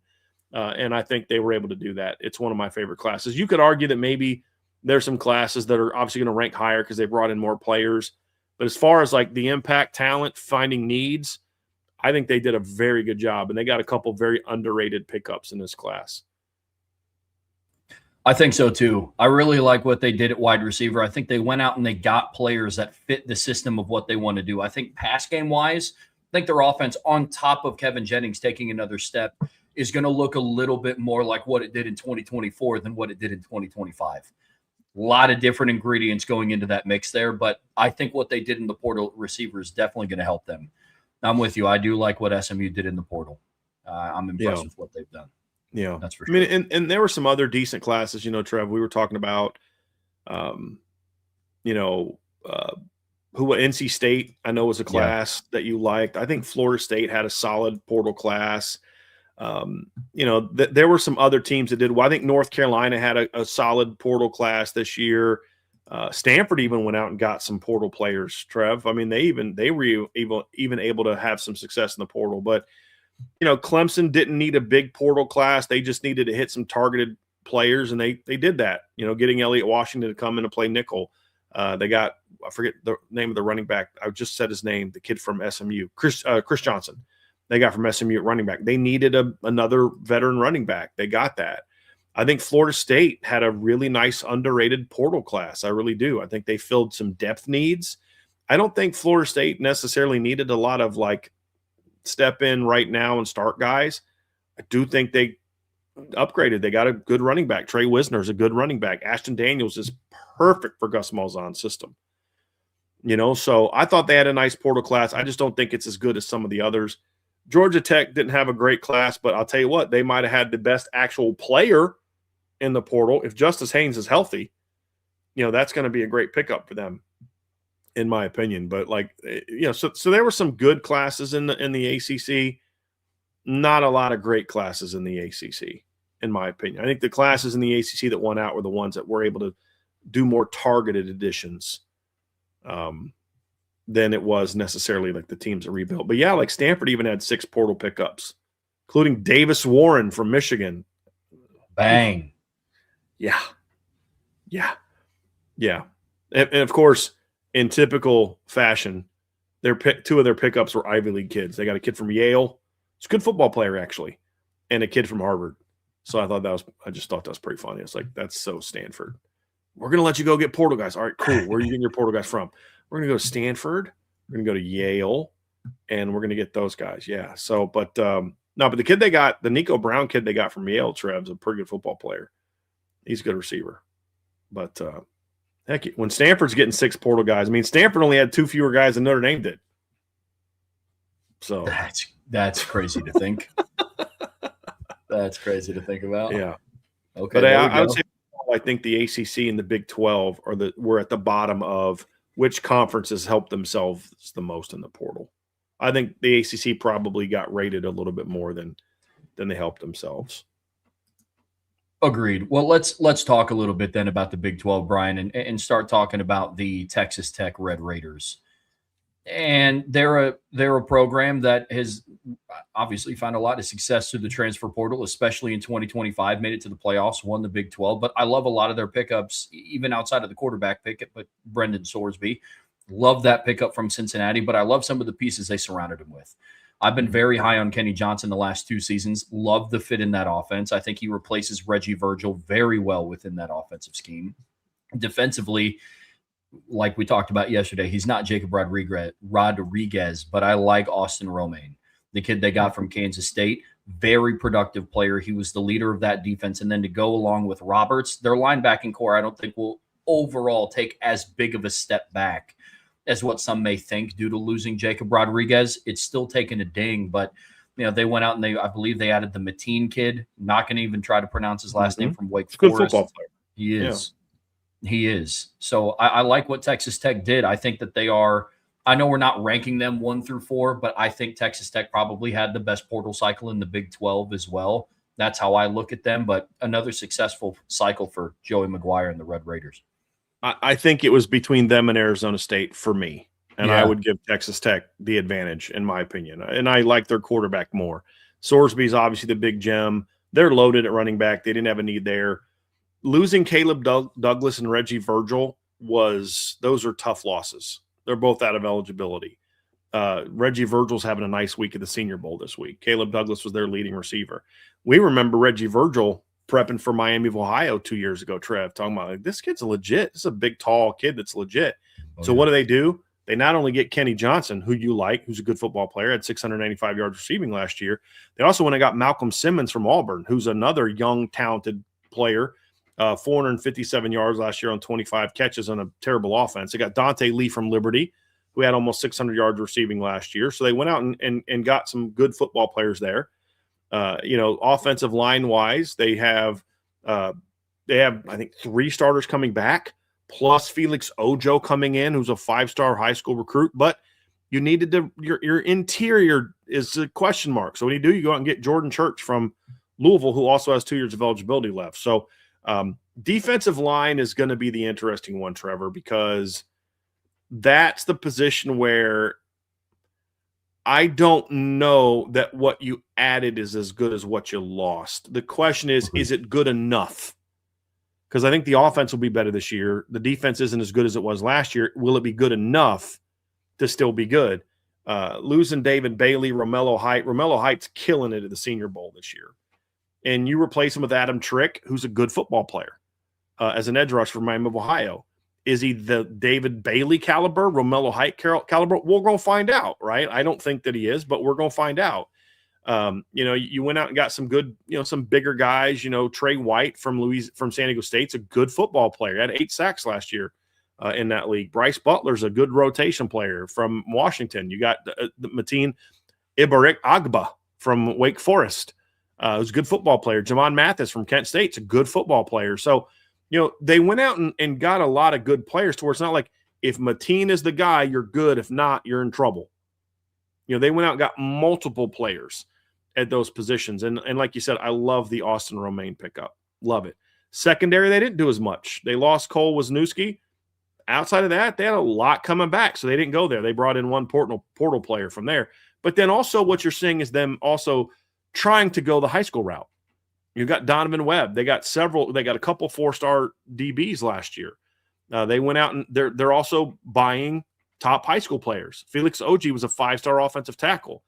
So I do think Texas Tech understands, we'd like to start using some of these financial resources to go get top high school players as well. They got a commitment from one of the best 2027 players in the country so far this year. So they're always going to need to recruit more out of the portal than other people. But I do like the fact that they're trying to make more of an impact at the high school ranks. But until then, keep doing what you're doing in the portal. This is going to make you a factor. And they're a little bit more 1 and 2 years of eligibility left than maybe some others. Kenny Johnson's 1 year, Dante Lee's 1 year, Brendan Sorsby's got 1 year left. Only 2 of your 7 or 6 portal pickups have multiple years left. Linebacker Romaine's got a year, Adam Trick's got a year, Corey Platt's got a year. So we're going to be back here again next year talking about Texas Tech being a major player in the transfer portal. Agreed. We share the same concerns about their defensive line. I think, and this is just me reading in between the lines a little bit about what they're bringing in the portal, but I think their approach is very similar to what Marcus Freeman said about Notre Dame's defensive line going into 2025. Is there an individual Riley Mills on the roster currently? No. Is there an individual Howard Cross, especially Howard Cross from like a 2023 on the roster? No. But what they're going to be able to do is come at you in waves because you have to replace the production, not the individual player. I could see Texas Tech trying to do that with their rotation. Yeah. I like that attack approach. Well, exactly. And that's what they went out and did. They brought a lot of good players in hopes that they could, somebody's going to hit. But they lost some dudes, though, man. Yeah. They lost some dudes. But they got good proven foot. This is what the different strategy that Texas Tech took. They didn't go get the former 5-star recruit who's not done a thing in high school but gets a lot of hype because of what he was in high school. They went out and got guys that are proven college football players. That's a lot of what Cignetti did. He got a couple guys that hadn't proved a whole lot, but for the most part, what Cignetti brought with him from JMU and went out and got in the portal are proven, productive college football players. That's what Texas Tech did last year. They didn't go out and get a bunch of guys that were like, well, we think this guy can be good, or he was a former 5-star, but he didn't play. They went out and got a David Bailey, who was a proven college football player. They went out and got Romello Height, who's a proven college football player. They went out and got guys. I mean, even the running back, Quentin Joyner, who's going to be back next year, just nuts when you think about that running back room with Dickey and Williams, and you're going to have now Quentin Joyner, who I think is better than both of those guys. Yeah. They're going to be running the ball, and they got a quarterback that can run now. Like, Texas Tech's going to run the ball a lot next year. But you've also got, I kind of understand why they're going the way they're going. They want proven players. And a lot of those guys are older as they also then try to recruit more out of high school. So I get it. They're trying to win one. Like that. Who's that? Was it Cody Coleman? Is that the guy's name? What's that big donor that they have? Oh, I don't know. He's trying to win a title. He's not trying to, build a program per se. He wants to win a title. Sure. And that's what they're trying to do. No, absolutely. Now, the other team we're going to talk about here in the Big 12, Brian, is the team that you had actually already mentioned, and that's the Arizona State Sun Devils. You talked about them yesterday in your way too early ranking, but I know you also love, and I also love what they did in the transfer portal this year. Yeah, Trev. I mean, a lot of this is going to depend on how good is Cutter Boley. That's going to be a big part of this. How good he plays is going to have a big say in what they do. He was a redshirt freshman last year, but technically that should have been his freshman year. Cutter Boley was a kid that reclassified into the class of 2024. Notre Dame was actually looking at him a little bit, ended up going a different direction, but they were looking at him. I think that's the year they ended up with. That was the CJ Carr year, but very early in the process, he was on their radar. CJ was always the top guy, but Cutter was on the. He was actually the 25 class, the Deuce Knight class. And then he reclassified to 24. So he was originally in the Deuce Knight class. And then reclassified and, didn't play a lot played the 4 games, threw 2 touchdowns, 4 picks, didn't do a whole lot. Comes out last year. He's not the starter, gets kind of thrust into the starting lineup because of some injuries and has some good moments. Against Georgia, he throws for 225 and 2 touchdowns on 41 attempts, throws for 330 yards again and 5 touchdowns against Tennessee, struggles against Auburn, was okay against Florida, but they didn't need him to do a whole lot against Florida. They wiped the map with Florida. I thought he did some very good things against Vanderbilt in a loss and then struggled mightily against Louisville. But keep in mind, that was technically what should have been his freshman year of college last year, should have been, because he was a reclassified kid in 2024. So how well he does is going to go a long way towards determining. Now, the good thing for Cutter Boley is he's going to coach under a guy that flat out has proven he knows how to develop quarterbacks. Kenny Dillingham is emerging as one of the better quarterback whisperers in college football. But if you're going to get a kid like Cutter Boley, here's what you absolutely better flip and do, Trevor. You better go put talent around him. And this is a very good receiver class. Like I've talked about some of them. I love this receiver class. I love LSU's receiver class. We talked about Texas Tech's receiver class a minute ago. There's several really good receiver classes out there. And Arizona State got one of them. Reed Harris is a guy that Notre Dame was looking at. We're very familiar with him. We've talked a lot about him this offseason. We talked about how we thought BC had one of the more underrated receiver groups in the country with him and Lewis Bond, and he went out and was the player we thought he was going to beat Leonard Moore for a touchdown this year in their matchup. Big 6'5" kid, can stretch the field. They got Amarian Miller from Colorado, who's a talented player. They got Raiden Vines-Bright from Washington, who's a nice slot player, to go with the fact that they have Jalen Moss and Derek Eusebio and Jaron Hamilton coming back.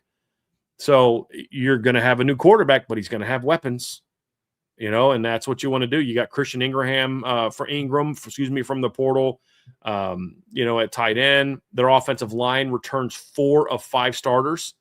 And then they went out to the portal and got a couple guys that are going to battle for that. So, where they didn't need a lot of portal guys to start, they went out and got multiple portal guys to battle for one position. So it's like somebody's going to step up and handle that. So I think the offense at Arizona State is going to be really good this year, Trev. Now the question is going to be on defense. They lost a lot from their front. But I didn't like him for Notre Dame because Notre Dame's standard is different than what Arizona State's trying to do. But Jalen Thompson's a good football player, good, smooth, big-bodied, long edge rusher. Yeah. I like him as a player. I just didn't like him for Notre Dame. Getting him was important. Getting Amarian Winston out of Baylor was a really nice pickup. He brings some potential as an edge rusher. They needed help at linebacker. They lost 2 of their top linebackers. So they go out and get Owen Long from Colorado State. Really good football player, thumper, inside middle linebacker type of guy. And then I really like their portal class in the secondary. Here's the thing about their class. On offense, you do have a couple veteran guys, like Amarian Miller's done, but Reed Harris has multiple years left. Raiden Vines-Bright has multiple years left. Cutter Boley has 3 years left at quarterback. Your offensive lineman, one of your guys is a 1-year guy. The other 2 others are 3-year guys, or 2 to 3 year guys.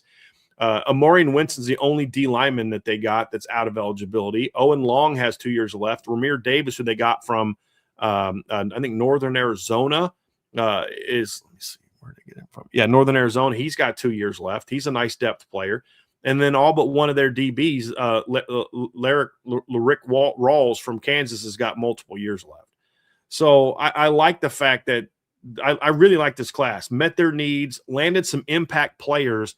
Very, very underrated portal class. This is why I have Arizona State in the top 25. It's not they have some players returning, but they needed impact players in the portal, and they got impact players in the portal. Love this class. I really do. And to your point, they fit the needs of what the team needed. At a school like Arizona State, it's very easy to just go out and get the big names. Thankfully for them, some of the bigger names in the portal were also filling needs that were on the roster. So I think Kenny Dillingham did a great job. Look, man, I was sold on Kenny Dillingham as a developer of quarterbacks for just watching what Jeff Sims did to close out the season. He got him to be a serviceable quarterback. He's terrible. Bro. Yeah, he was their start. Yeah, he's terrible. Yeah, he's terrible. What Kenny Dillingham got out of Jeff Sims, I was like, yeah, you can get him Cutter Boley. I think he'll do do pretty okay. Yep. I agree. Yep. Now, the one thing that you look at, and I was bummed that they lost Raleek Brown. That bothered me. And I don't know that like you're going to be able to go into the portal and replace him. They got some kids there. That's the one area that I would say they got a couple FCS kids. That's one area where I would say they probably could have used a little bit of help there and really weren't able to get it. They got a 1,000-yard rusher from, I think, Delaware State. I think that's where Marquise Gillis is from. And then David Abbott rushed for 700 yards at Villanova last year. So that's the one position where I think they could have used some help and didn't get it. That's the one knock on it. But if one of these FCS kids pans out, then they'll be okay. But their offensive line is good enough to where they should still get good running back production this year. Brian, let's talk about a team that had just an absolutely crazy overhaul, and we're talking about the Oklahoma State Cowboys. They brought in The Oklahoma State Mean Green, baby. The Oklahoma State Mean Green brought in 20 some odd guys with them from North Texas, but they brought in 54 total transfers after losing 64 total transfer players. Brian, this is a complete roster overhaul, but I like what they put together up there at Oklahoma State. I do. Yeah, I mean, Drew Mestamaker was a really good pickup. He's got 3 years of eligibility left. They brought Caleb Hawkins, who I think was one of the nation's leading rushers last year. He's got 3 years of eligibility left. He was a freshman last year. Not only did he rush for 1,400 yards, but you look at his stat sheet, Trev, he also had 370 receiving yards last year. Led the nation in rushing touchdowns last season.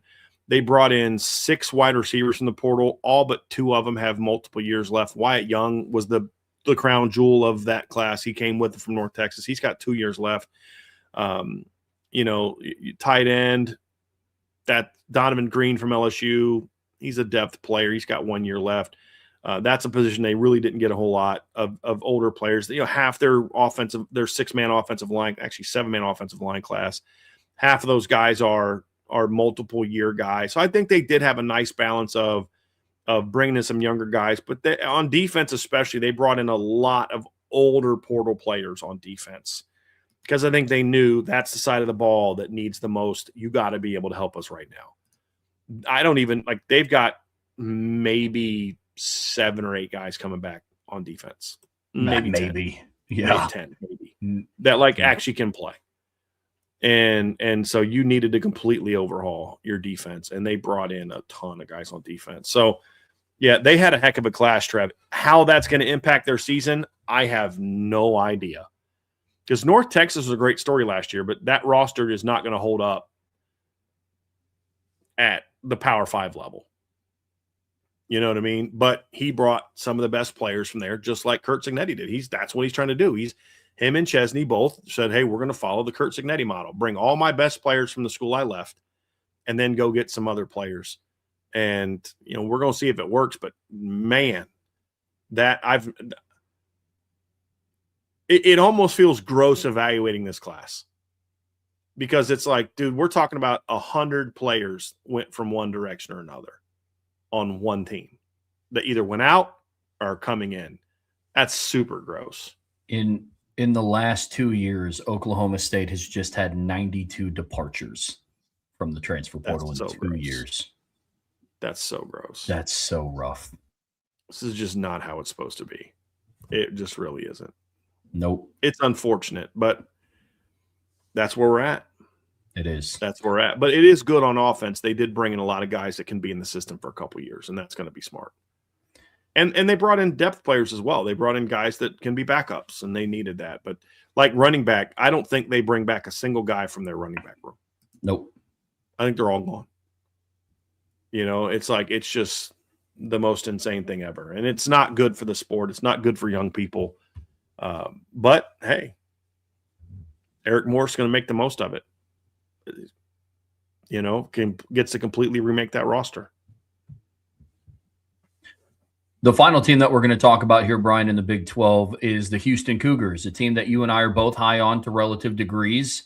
We talked about them a lot yesterday in our way too early top 25 ranking, and I really like what they're doing here in the transfer portal. They brought in 17 guys after losing 17 guys, so numbers-wise, let's call it even, but I would argue that the talent that they're bringing in is higher than the level of talent of what they are losing. And there's some pickups that I'm just a big fan of with this one. They didn't lose a lot of guys that they were going to build their team around in 2026. And I also like the fact, look, we talk about this all the time. Willie Fritz is a heck of a coach, but he's not just building through the portal. He's also looking to build in the high school ranks. And so the other smart thing he's doing is when he does go get portal players, he gets guys with multiple years of eligibility. So you got to get Connor Wegman last year. Took a bit of a risk. Could you turn him around? But if you did, you had him for 2 years. And you had that. You're getting Mekhi Hughes that you're getting to come in, but they've also recruited high school kids that they like. You look at the receiver, Trent Walter, they bring him in. They needed him, but they didn't necessarily have a lot of needs there. They bring a lot of kids back. Amari Thomas comes back. Trent Walker is going to have 1 year of eligibility left. But then you got several other guys that were multiple years. So you got Tyson Turner from Texas Tech. He's a younger guy. But then they went out in the portal in the high school ranks, got Paris Melvin. They got Jeremiah Bushnell, Kevon Roberts, who are good football players. So I do like the fact that what you've seen from Houston the last couple of years. So there a lot of guys that are starting for them right now, Trev, that are coming back that we're so excited about are guys that transferred in from other places, but they were able to bring in guys with multiple years of eligibility, right? So you're bringing back Amari Thomas, you're bringing back Harvey Broussard at wide receiver. They were both transfers, but you got guys with multiple years of eligibility. You look at the defensive side of the ball, and you look at, Khalil Lufau, who's coming back. He's a good player for them. He was a Washington State transfer. So I do think it's evidence that when you bring guys in, bring guys with multiple years, and then you don't have to keep doing this every single year. That also gives you a chance to also build through the high school ranks. Because the longer you can have portal guys on your roster, the more time you have to then go out there and recruit high school players that can play as well. And so I think Houston has really found that sweet spot early under Coach Fritz. And that's a big reason why I like this football team. Kentrell Webb comes back. He was one of their better DBs last year. He was a portal guy. Jordan Allen is a guy that played a decent amount for them last year. He was a portal guy. Will James is coming back. He's a portal guy. So a lot of their returners are portal players. Brandon Mack is who's got another year left. Sione Fotu is another player they have coming back who's a good football player for them. Both portal guys, but portal guys that had multiple years of eligibility. And I think that's the smart thing that Coach Fritz has done. You're looking at the same thing. The one portal pickup they got from Tulane, good football player, 2 years of eligibility left. So I really like what he's doing. They brought in 3 transfers on the D line. 2 of them have multiple years of eligibility left. So I think they brought depth. They landed depth players. They got starters, and they filled the needs that they have in this class. And so I really like what Houston's done. It's a lot like Notre Dame's. It's a lot like Texas. It's a lot like Miami and Georgia, where they didn't need to go to the portal for volume. They didn't need to remake their roster. They needed to hit some key spots. And I think Houston was able to do that with this class, especially on offense. Really like what they did there. A legit receiver in Trent Walker. If Mekhi Hughes can get back to looking like he did at Tulane 2 years ago, that's going to be a huge pickup for them this offseason, Trev. And, some quality offensive linemen. Drew Terrell from Miami, Ohio was a multi-year starter for them. Shadrake Hurst was a very good football player for Tulane. You're bringing him in. Anthony Boswell from Toledo is a good pickup. And so that's 3 offensive linemen. 2 of them are done after this year. One of them has multiple years left. So Ashton Porter from Oregon was a part of their rotation last year. Talented player, buried behind good players. They're bringing him in. I think that was a very good pickup. So I absolutely love this portal class from Houston for what it was, what it needed to be. They didn't need volume. They needed a couple depth players, but they needed some guys who could come in and plug holes. And they absolutely did that. And this is why I have Houston as a preseason top 20 team. Understandable. I get that completely. One thing that just kind of hit me between the way too early top 25 and the portal classes that we're talking about today, there's going to be a lot of good college football played in the state of Texas in 2026. Yes, there is. I mean, between Texas A&M, Texas Tech, Houston, there's going to be some good ball played down at TCU. Yep. Absolutely. Baylor had a huge portal pickup, not as a class, but getting DJ Lagway was good. Yep. Mm-hmm. Rice was a bowl team last year. Tulsa, SMU, and Tulsa, Oklahoma State, and Oklahoma, right on that border. You know what I mean? Yep. So there's in Oklahoma and Oklahoma State. Where are they going to be this year? But the Southwest it's going to be some real good football. SMU, going to be some real good football this year in Texas. Houston also has one of my favorite name pickups in the portal on the defensive line. This dude's name is crazy. And I was sitting here trying to figure out how to say his name. I think it's Aragani Igodagbare. That sounds right. I could have completely butchered that, but I remember I had all of my notifications on for the transfer portal. I saw that one. The kid from Yale? Yes. Yeah. I wasn't even touch that one, bro. Yeah. Wasn't even touch that one. Aragani Igodagbare. That's the closest that I've gotten. Yeah. And I saw that name come through. But I'm with you. Awesome. Houston had a really good portal cycle. I get you completely. Yeah, I mean, I think TCU is another one that we could maybe point to, Trev, as a team that had a good portal class. West Virginia is one of those teams that is another one that's like Oklahoma State. They just completely remade their roster through the portal. How's that going to work out? Who knows? But they got Cam Cook out of the portal, which was huge. They're going to be loaded at running back next year because they got Cam Cook, who I think led the nation in rushing this past year from Louisiana. And then they also got Amari Latimer, who was one of my favorite backs. He was committed to Wisconsin for a long time and flipped a rich rod at the end. Really good top 100 player, in my opinion. So they had another one that it's impossible to gauge how good they're going to be because they're just completely rebuilding. They're just completely building through the portal. And when you look at this, the quarterback they got but Cam Cook's got 1 year of eligibility left. Their 2 top receivers they got 1 year of eligibility left. 2 of their 3 tight ends, 1 year of eligibility left. So offensively, defensively, they brought in 4 transfers, a linebacker. 2 of them have 1 year left. 2 of them have 2 years left. Secondary, they brought in 6 guys. 4 of them are done in a year. So we're going to be back to the same place a year from now with West Virginia looking to completely rebuild the roster through the portal. How will it work out? We'll find out. But I think one thing's for sure. I do think West Virginia's going to be able to run the football this year. They said running back, they will. Yeah. Well, Brian, that is going to do it for part 1 of today's show. Don't go anywhere. We are getting ready to talk about, we just spent a lot of time talking about what portal classes were the best. Now we're going to start talking about which models kind of work the best and what's looking like what. So before we get there, be sure to hit that like, hit that subscribe, hit that notification bell, share this podcast with your friends and family, anybody that loves Notre Dame and college football as much as you do. But as always, the best way to support what we do here is subscribe to the premium message boards at boards.irishbreakdown.com. All right, Brian, in part 2 of today's show here on the Irish Breakdown podcast, brought to you by our friends over at FanDuel, we're continuing with the portal talk, but we're done breaking down like individual teams. And there's a bunch of different thought into how a team should operate the transfer portal. It is, some like to call it a necessary evil in today's, game of college football. It is. It is. There's a bunch of different ways to approach it. You have some teams like Notre Dame who still want to major in the high school pipeline, but then supplement their roster through the transfer portal. Then there's other programs that just year over year just overhaul their rosters with the portal and just kind of keep their fingers crossed that it pans out.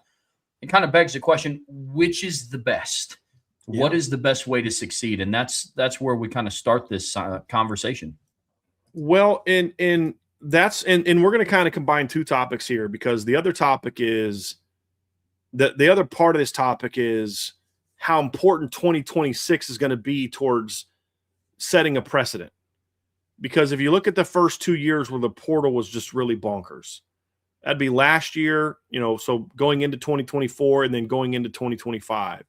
This will be the 3rd year where the portal is really just something that is just like insanely big. And we've got all these NIL rules and you look at 2024, Trev, and you look at the top teams in the college football season in 2024. You had Indiana, who was a portal team, and they were built through the portal. You look at the rest of the country. I mean, the highest seeds: Arizona State, heavy portal team. Boise State, mostly homegrown. Georgia, homegrown. Oregon, a blend. Right, Oregon had a lot of portal guys, but also had a lot of homegrown players. Then you look at the teams that played in round 2, Ohio State homegrown, Tennessee mostly homegrown with some portal pickups, Texas mostly homegrown with some portal pickups, Clemson mostly homegrown with a couple portal pickups, but not very many at all. Notre Dame mostly homegrown, but some very important portal pickups. Penn State mostly homegrown, and then SMU and Indiana were portal teams. And what happened to the portal team, the teams that were like the heavy portal teams? Arizona State lost in their only playoff game. Now, they were competitive. Indiana got smacked by Notre Dame. SMU got smacked by Penn State. And then you look at the semifinals, and it's Notre Dame, Penn State, Ohio State, 3 of the teams that were most heavily geared towards high school recruiting. Now, Penn State and Notre Dame had Notre Dame and Ohio State had very similar philosophy. Not a lot of portal guys, but impactful portal players. So Ohio State didn't bring in a lot of portal guys, but it was Quinshon Junkins, it was Caleb Downs, it was Davidson Ignosin, Josh Johnson, Will Howard at quarterback, but it wasn't a lot, but it was impactful players, same as Notre Dame. The teams that built around the portal, Florida State, very disappointing. They weren't very good. Texas Tech was just kind of okay. SMU got smacked in the playoffs. Indiana got smacked in the playoffs. And it's just like, look, it's very clear. And then Georgia's a heavy portal team or heavy high school team. Clemson's heavy high school team. They both got beat by other heavy high school teams. So it was like, well, yeah, I mean, you can go do that and it'll make you good again. But if you want to win a championship, you got to be homegrown. Well, then this year comes along. And you're like, well, how do you describe Indiana? They're a heavy portal team, sort of. A lot of their best players were still homegrown by Curt Cignetti. They only ever played for Curt Cignetti. Aiden Fisher only ever played for Curt Cignetti. He's a portal guy. D'Angelo Pons only ever played for Curt Cignetti. Portal guy. You kind of go Elijah Surratt, portal guy, only ever played for Curt Cignetti. So it's a different type of portal guy. So you say, well, okay, Indiana doesn't really count. They're not, I mean, yeah, they're a portal team, but they had to. Their team stunk. They had to rebuild, and he brought a bunch of guys that came with. Okay, fair. But unfortunately, how do you explain Texas Tech? They were a heavy portal team. Miami had a very heavy portal influence this past year with a nice combination in the trenches of homegrown players. Skill, a lot of new guys. Trenches, mostly homegrown. And then one JUCO kid. I mean, who was the big transfer portal pick up the O-line? James Brockermeyer? You know what I mean? Like, and so what you saw this year with Texas Tech, who was exclusively like 75-80% of their rosters portal. And then they go play BYU, all homegrown players, and smack them twice. And so what you saw this year, Trev, was a lot more success from portal-driven teams. Oklahoma, portal-driven team. Ole Miss, portal-driven team. Texas A&M, they were balanced. Oregon balanced, but your quarterback's a portal guy. Indiana heavy portal. And Miami impactful, very much more portal oriented than the Notre Dames, the Ohio States, and the Georgias, just from sheer volume. And this year, a lot of the portal teams had more success. Ole Miss was a semifinalist. Indiana was a semifinalist with a bunch of guys who weren't on that team the year before at Ole Miss. You saw, Texas Tech is a top 4 seed with a completely, remade team through the portal. So what you saw this year was the portal had a huge influence on teams building up and having success. And then there's obviously teams that didn't make the playoffs that also had, heavy portal success. And so what you've had in this 2 years so far is two very different stories of teams that are building through the portal, teams that are building through high school recruiting, and then there's a few teams trying to find that balance. And so what you have to ask yourself is, which model's better? And I don't think you can really know that answer until you look at the 2016 season. I think what there is the portal is a necessary evil for some teams. It's an absolute lifeline for others. What the portal has done is it showed you can win through the portal. What we don't know is, can you sustain success in the portal? That's what 26 is going to tell us. What kind of fallback does Indiana have? What about Ole Miss? How good is LSU going to be? How good is some of these teams going to be? And that's what I think this season is going to tell us. And I still believe right now that building your team through mostly development, which means A, high school recruiting, or B, getting younger portal guys that you can then coach up, is still the best way.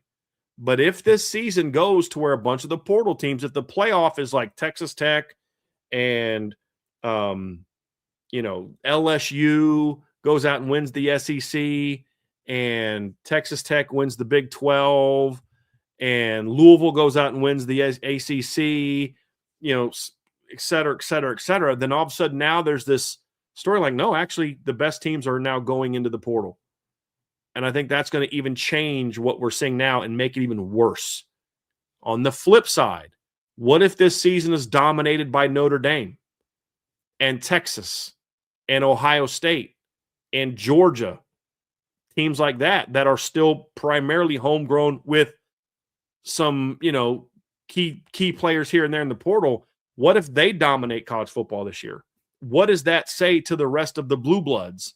Yeah, the portal's nice, but if you want to actually build sustained success, yeah, Georgia hasn't won a title, but they've been in the playoffs now 3-4 years in a row.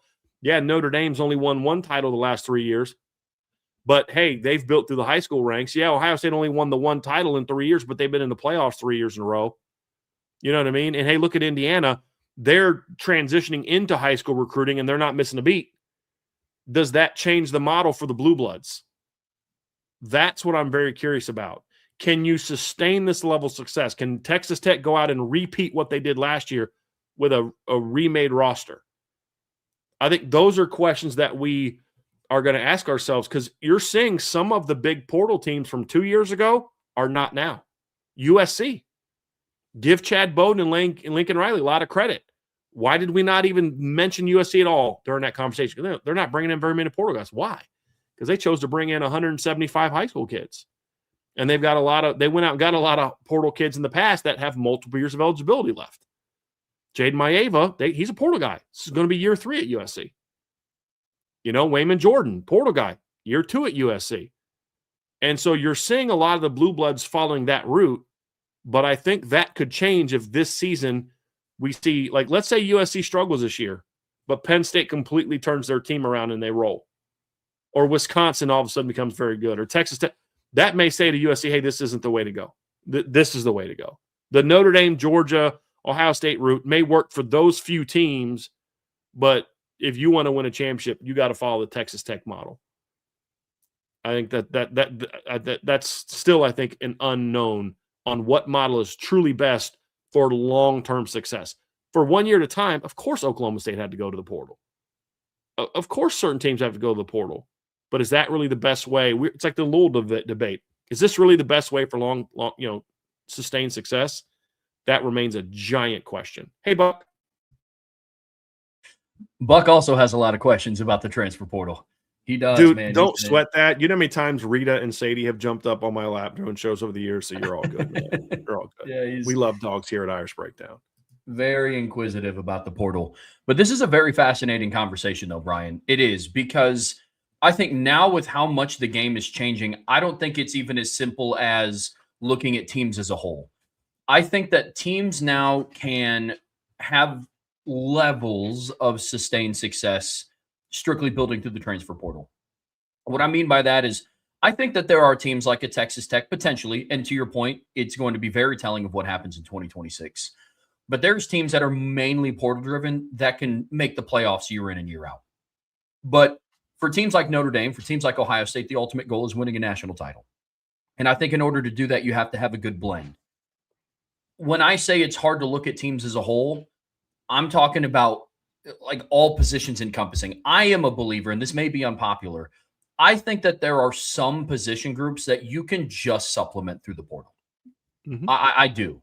And there's been just recorded success of year over year. You've seen it at Notre Dame. We've seen it in Blue Bloods. We've seen it at other schools. Like, teams can have success having a one and done at quarterback. I think you need a specific fit, but I think quarterback is one of those positions. I think receiver could be one of those positions. We've seen that. But position groups that you can't are in the trenches. And Brian, we've talked a lot on this show. Especially the offensive line. Absolutely. Absolutely. But in the trenches specifically, the teams that have won national titles year in and year out have been very strong up front, especially on offense. I am one of those where I don't consider Indiana to be a portal team because of Curt Cignetti. This is such an interesting spot because they aren't homegrown to the Hoosiers, but they are homegrown to Curt Cignetti. Correct. Right. And that's what makes the Indiana conversation so interesting. They're the asterisk. They're not like Texas Tech. Right. They're a very different version of building through the portal. Very different. And it's almost, you can only do that once. You can only do that once. Mm-hmm. Exactly. But I think that's what makes this conversation so interesting, because I don't know if we get a lot of questions and very fair questions about, like, should Notre Dame do what Indiana does? It's like, well, no, because what Indiana did was very specific to Kurt Cignetti, not even specific to Indiana. Kurt Cignetti would have followed that model if he went to SMU or if he went to Florida State, or if it just happened. Indiana and Bloomington was just the setting in which that happened.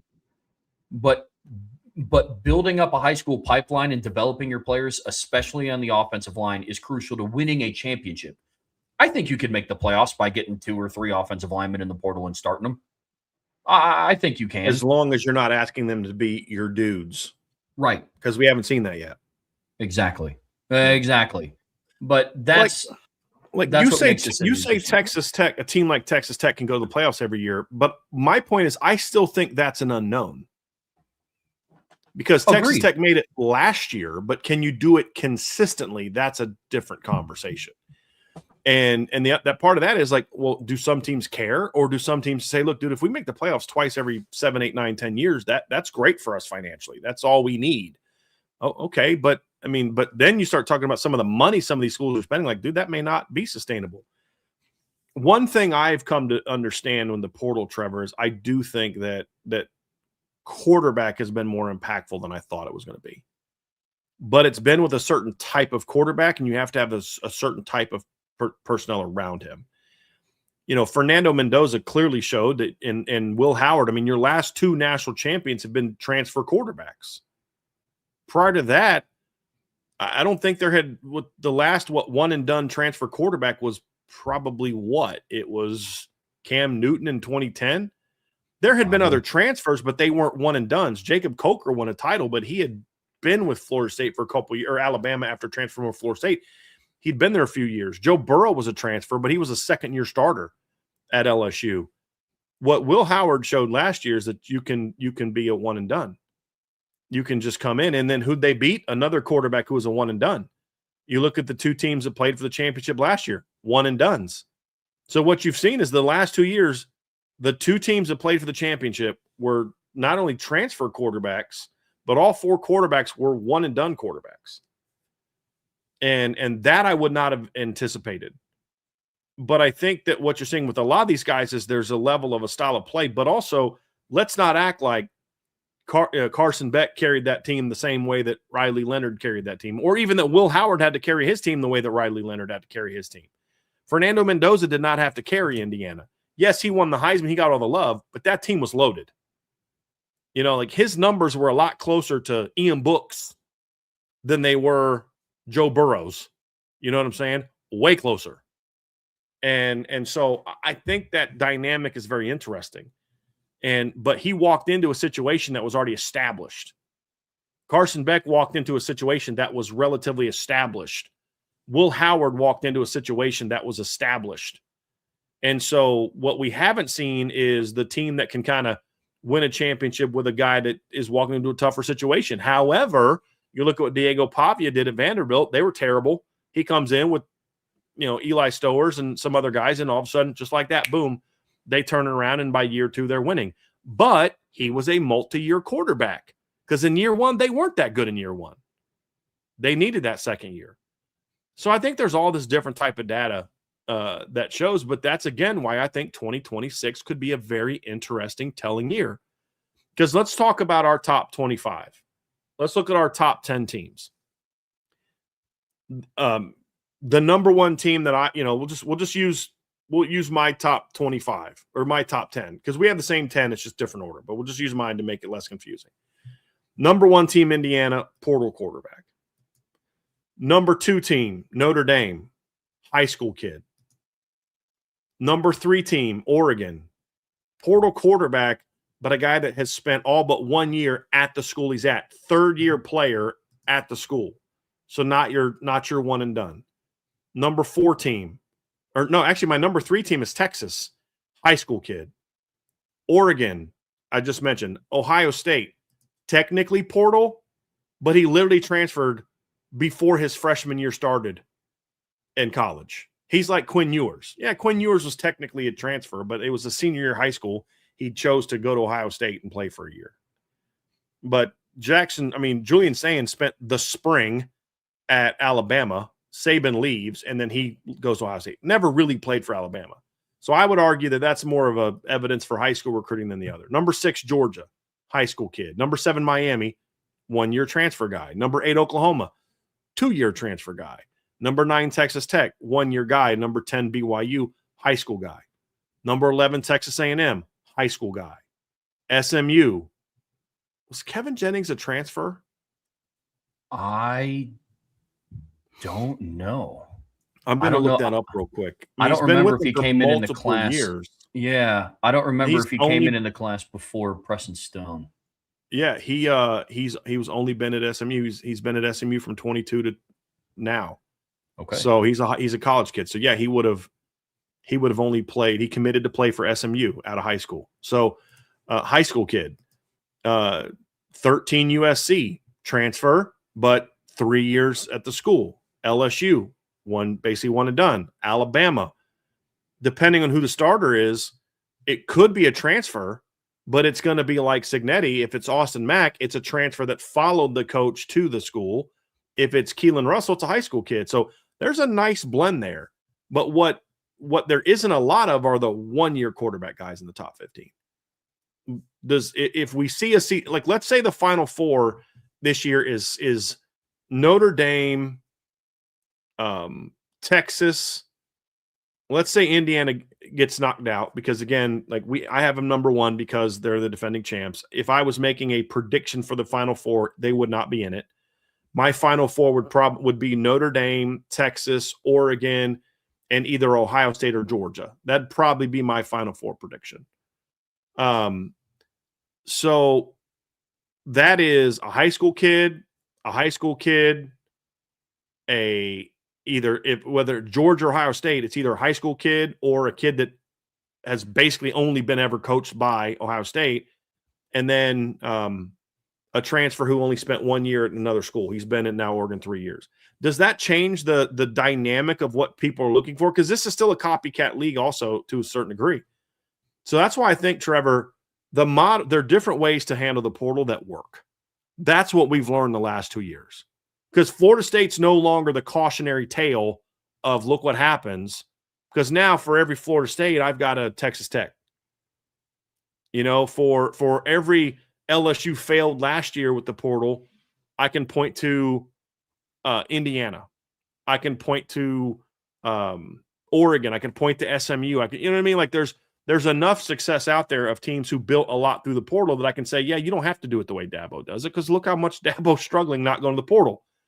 You know what I mean? And then for everybody says, well, you got to go to the portal and remake it every year. I say, well, I present you with Notre Dame. I present you with Ohio State. You know what I mean? And so I think what you've learned is you can do it different ways. It's about finding what works best for your school. But I still think that the evidence of teams that are good every year for the last 3 years, a lot of the teams that you and I have talked about in our top 10, when you talk BYU, homegrown, a lot of homegrown players. You look at our top 10 of teams that have been consistently good the last 3 years. Notre Dame, the last 3 years. Indiana, Texas, Ohio State, Oregon, Georgia. Those have been the consistently good teams. Miami's been pretty good the last 2 years. They were more high school driven than they were portal driven. Would you agree with that? Yeah, absolutely. So the counter to that is if Texas Tech is really good again, if LSU goes out and plays for the SEC championship, or Ole Miss does again, you know what I mean? If some of those teams go out there this year and rise up, then you can say, okay, you can have sustained success through the portal, because look what Texas Tech did. They had to completely remake their defense and their receiving court. You know what I mean? And that completely changes the dynamic. And now I think you're going to see even some of the blue bloods are going to now start saying, we want you to go to the portal more. And I don't think that's great for the game. That's my concern. No, and it's a very understandable concern, man. I get that completely. I think what a lot of people want is just the black and white answer of just do it like that school. And it's there isn't. The correct answer for the transfer portal is blends to varying degrees. The transfer portal is not black and white. I look at it as it's linear. I look at it almost kind of like a thermometer almost. And it's like, okay, you can't be one extreme and only build through the portal. Right. Just strictly. Now, to your point, Texas Tech could change that narrative if they make another run in 2026 and have a season like they did. But then you also can't be Clemson and just like be naive to it and just be like, we don't need it. We got our guys. Mhm. We're cool. It's like, well, cool, bro. That's not going to stop other programs from raiding yours. Right. You're going to lose some players, and then you don't have the dudes to replace them and have fun going Yes. 7-6 again. Exactly. It's living within that range of whatever blend. And on the blending scale, you have teams like Notre Dame who are on the closer side of, hey, 95% of our starters are going to be through high school. And then we are going to have supplemental pieces in the portal, the Notre Dames, the Ohio States, and then Georgia's. you have, yeah, exactly. To a degree, I would throw Texas into that, but they've actually done a little bit more portal stuff than those three teams. But they're dudes, they're offensive linemen, they're quarterback. Those positions have been primarily high school driven. Yes. Would you agree with that? Linebacker's been, yeah. Mm-hmm. Yeah, at their core pieces that they need that we've talked about before. Texas is more, but I put them more so like in the middle relative to like a Notre Dame. Yep. And then you have your other schools like Indiana. Again, it's a weird mix because they're homegrown to Cignetti, but they're not homegrown to Indiana. And so I'll be very interested to see what kind of transition that they make. Mm-hmm. And so it's living somewhere on that scale. It's not just, all right, well, Indiana's doing it, so we all have to be Indiana. Or, right. But that's what we see, though. Yeah.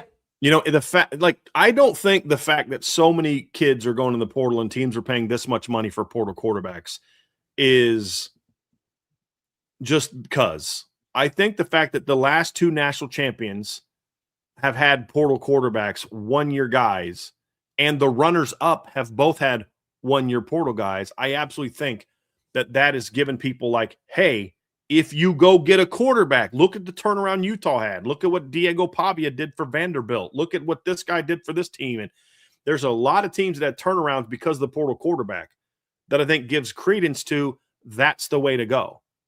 Notre Dame did that for a time until they could get the right high school kid going. You look at Ohio State, they're trying to build through high school recruiting. As somebody in the chat pointed out, and when he said it, that makes sense. He was actually a super early enrollee like CJ Carr was, Julian Sane was. He left even before the spring because of Nick Saban leaving. So thank you for refreshing my memory on that, Ben. So if those teams dominate this year, and then you're looking at is there sort of a, okay, go to the portal, but maybe try to do more to develop your younger quarterback? Does it shift it? Or are there some teams just like, look, okay, that's cool, but we're not Notre Dame. We're not Ohio State. We're not, you know what I mean? Like Louisville can never build their team the same way Notre Dame does. Never.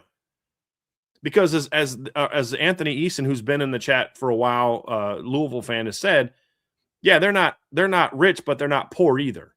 Meaning, at the end of the day, if Notre Dame wants one of their players bad enough, they're going to get him. If Ohio State wants one of their players, if Georgia, LSU, they're going to get him. You're going to have to go through the portal to some degree greater than Notre Dame and Ohio State. But do you have to do it to the degree that you are now, going into year 3, 4 of your program? That's where I don't know. And so what is the one thing about Louisville that can be maddening? They have great wins, and then they just lay an egg against Stanford 2 years ago. Who'd they beat? They almost beat Notre Dame, almost beat Miami. They were really good, and then they go lose to Stanford. This past year, they go on the road and beat Miami, and you're like, wow, it's a great job, Louisville. You guys are really good. Heck of a job. You beat Kentucky 41-0. You beat James Madison by 2 touchdowns. You went on the road and beat Miami. You went on the road and beat Virginia Tech, and then you lose back-to-back games at home to Cal and Clemson. It's like, what are you doing? Well, I think when you have that much turnover, how do you build a culture that way? Texas Tech did it for a year, but can they build that culture every year when they're having to turn over their roster as much as they are? That's the unknown. That's the great unknown. And I would argue that the Lane Kiffin team that they paid the most for was not as good as the Lane Kiffin team where they brought in a bunch of, a D2 quarterback, guys that weren't the big name D linemen like they had the year before. There's more try-hard guys through the portal. That team was better than the one that had more high-level NFL talent. So I do think this year is going to be very telling in regard to what model most of the top teams adopt and how much like if Houston is able to go out there. Let's say Houston and BYU are the two top teams in the Big 12 this year. You don't think that is a little bit of a message to the rest of the league? Hey, you can go to the portal to start, but it's still the best way to do it is still to build through the high school ranks. Houston's portal class this year looks way different than the one they had 2 years ago. Like that's what I'm saying, Trev. Like, because it's still so new, to your point, there's no one way. And there may be one way for certain schools. Notre Dame is never going to be a team that can do in the portal what LSU did this year.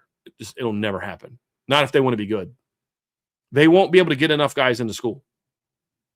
Just won't happen. But is maybe 8 too many? Is 8 too less? Will it vary by year? I think it just depends on the school. But that's why I think who wins this year in leagues is going to be very telling. And it's going to be a message like, hey, you can do this in year one, Lane Kiffin.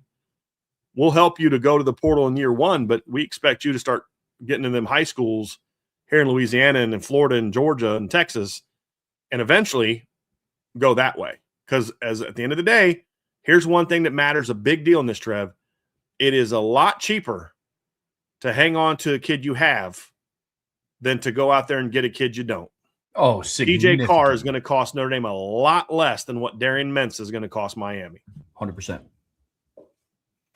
100%. The whole portal is just such a fascinating discussion because, again, I just go back to there is nothing that draws me back to this is what you do or this is what you stay away from. I mean, I was even thinking while you were talking, I was even thinking about like maybe it's specific to conferences because like let's be real here. There are certain conferences that get rated more than others. But even then, it's just like, but the reason why the SEC will go into the Big 12 and the ACC is because their own players are transferring to other schools within their own conference. Mm-hmm. Like it's just such a wild thing to try to tie up in a bow and say, this is what you do, this is what you don't do. Here's teams that you shouldn't be like, and here's other teams that you should be like. But to your point, high school recruiting nullifies a lot of that. Succeeding in high school recruiting nullifies a lot of that. But we are also not naive to the fact that, look, there are just some programs that won't be able to do what some of the blue bloods do. Yep. Like by and large, those are the teams that should maintain recruiting at a very high level in high school. Or blue. Ole Miss will never be able to build through high school every year the way that Notre Dame does. It'd be unfair to ask them to do so. Exactly. Indiana will never be able to build through high school recruiting to the degree that Notre Dame does, in my opinion. Even with the championship, I don't think to that degree. I don't think they can do that. Just like I don't think Ohio State should ever do what LSU's doing. No. In the opposite direction. They could. They don't. I don't think it makes sense for them. Well, and that's another interesting facet to this conversation, though, man, is because you go and think about it. It's like Indiana's never going to be able to do what Notre Dame does in recruiting, but their goal is to be competitive with them. Mm-hmm. In the same way that now Notre Dame has to shift their focus in the transfer portal to be competitive with schools like Indiana. So it's just this kind of give and take of like, okay, we'll meet you halfway here and then you'll meet us halfway here type of deal. I think that's what you're going to start seeing GMs do across the sport is, hey, we're never going to be able to compete with LSU in an NIL competition in that way, in what they do in the portal. But we have to be competitive with what they do. In the same way that an Indiana looks at Notre Dame, it's like, hey, we're never going to be able to go toe-to-toe with you for 10 rounds on the high school recruiting trail. But we got to be competitive. Are we going to split recruits down the middle 50-50? Nah. Yep. But can we get to the point where we can pick off one or two in the class that you might have wanted? Absolutely. Monch and Sales, like they're trying to do with Monch and Sales. Are they going to beat Notre Dame for 4 out of 5 stud offensive linemen? No. They're going to lose 4 out of 5. But that one is better than what they've gotten. And when you've got the best O-line coach in college football, in my opinion, he's going to be able to do more with that. Absolutely. So I think that's a great point, Trev. It's can you win enough of those battles? And then what's your plan for retention? I think this is a big part of it because high school recruiting is not just about landing top classes. The thing that makes Notre Dame different, the thing that makes Ohio State a little bit different, say whatever you want about Clemson, but you know what they do? They don't lose a lot of players to the portal. No. because they recruit a certain type of player. The pitch is a certain way. You're going to live and die by how you get them there. And if how you got them there was, hey, man, we're just going to come in and buy you. I said this about what's so funny is I predicted this Damon Wilson's career when he flipped. He was going to go to Ohio State and he went to Georgia. And I said, he won't be at Georgia very long because this is kind of kid who's only going to go somewhere for the most amount of money is going to do the same thing once he gets there. So what? Year 2, he says, okay, I'm going to go to Ohio or I'm going to go to Missouri. Goes to Missouri, has a good year. What's he do? Goes right back in the portal. Now I'm going to go to Miami. Well, shocker, because you weren't going to get him unless you gave him a crazy offer. So good job. You got him. You developed him for a couple of years. And then once he was about to hit his peak, he's gone. Well, you should have let him go to Ohio State if you're Georgia and gone and recruited a kid that, maybe isn't as good as Damon Wilson, but by year 3, year 4, he's a good football player for you. But you missed that kid because you went and wasted your time buying Damon Wilson. You've got to be smart about what kind of players you go get. Like there's a lot of kids that highly ranked quarterbacks like CJ Carr that weren't going to be willing to sit for a year and go through a quarterback. They just want to be promised the job. There's not a lot of, receivers who will go say, hey, look, I'm going to go here. And if it doesn't work out for me in year 1, I'm going to bounce. You got to find those right guys. You and I are sitting here shocked that Notre Dame didn't lose a single offensive lineman to the portal. Well, that's a testament to the type of young men that they're recruiting. Some of the DBs that left Notre Dame didn't want to leave. Kind of had to, and that says a lot. So Ohio State lost some kids this year, but that was not typical for Ohio State. And you look at who they lost them to. It was Notre Dame went and took a couple guys. Well, that's a pretty good sales pitch right there. You know what I mean? It's not like they lost them to Minnesota. But by and large, Ohio State doesn't lose a lot of guys. Georgia's losing guys, but they're not losing as much in the portal as they have in the past. They're keeping more of their guys. So I think they've altered their recruiting strategy to say, hey, look, we're going to try to keep more of these guys. So I think that's part of it too, is you got to be smarter about how you're getting kids. And if the only way you're going to get a kid is to just go buy him, then, chances are you're going to have a greater chance of losing him, but you got to be aware of that when they get here. And you've got to have a much better plan for retention. I think, and look, I'll give Mario Cristobal a lot of credit. They bought a lot of their best high school kids. They're not losing a lot of them. They're staying. So even though they went and bought them, there's a plan in place to say, once they get here, this is how we make them feel the love and take care of them and make sure that they don't leave. And I think that's still the ideal way if you can do it for anybody. Look, you went and bought Felix Ojo at Texas Tech. Is he a guy that if he goes out and has a freshman All-American year, is he going to be right back in the portal again next year or not? I don't know. Colorado went out and bought Jordan Seaton, and he talked for 2 years. Oh, these guys aren't loyal. And then, boom, sophomore year goes and jumps in the portal and gets a big deal. That's the only reason you got him to begin with. Why are you shocked by that? So I've used this example many times. If you hooked up with a girl at a party who had a boyfriend and she cheated on her boyfriend with you, I don't want to hear you crying to me in 2 months when she breaks up with you because she hooked up with another dude at a party. Like, what were you expecting? And vice versa for ladies. So I think that has to be a much greater thought into how you're getting high school players. And look, Notre Dame's had to get into bidding wars for kids. But you got to make sure that the kid you're getting into a bidding war with is going to be a kid that once he gets here, for the most part, he's going to be here for a while. As much as you can. You can't guarantee that, Trev. As much as you can. But I think what college football as a whole has to be able to look at and say, there's got to be a way to fix this. And I don't know what that looks like. I don't know what legally you can do from an enforcement standpoint. I don't know a lot of this, but they have to be able to look at this and say, this is not good. People say, well, it's good that players have movement. Okay, let's just grant that the players that are leaving and getting these big deals, it's good for them. It's good for, Miami and Darian Mensah that he can go, that they can basically just cheat and get him out of the portal. But is that good for Jack Nickel? Is that good for Emory Williams, who went to Miami out of high school, put in the work, invested the time, developed, and then just like that, they're screwed over? So Why is what's good for Darian Mensah better than what's good for these other kids? You know, look at Notre Dame. I mean, we'll use our own school as an example, right? The team that we follow. It's great that you went out and got Francis Brew and Tion Gray. But is that great for Armel Mukum and Elijah Hughes and Brennan Vernon and David? Maybe not. You know what I mean? Like, there's got to be a way to make it to where it's just not this crazy. There's this website you can go to, and it shows you rosters. And it'll show you a picture of everywhere a kid has been. And there's some kids that are sophomores that have been at 3 schools.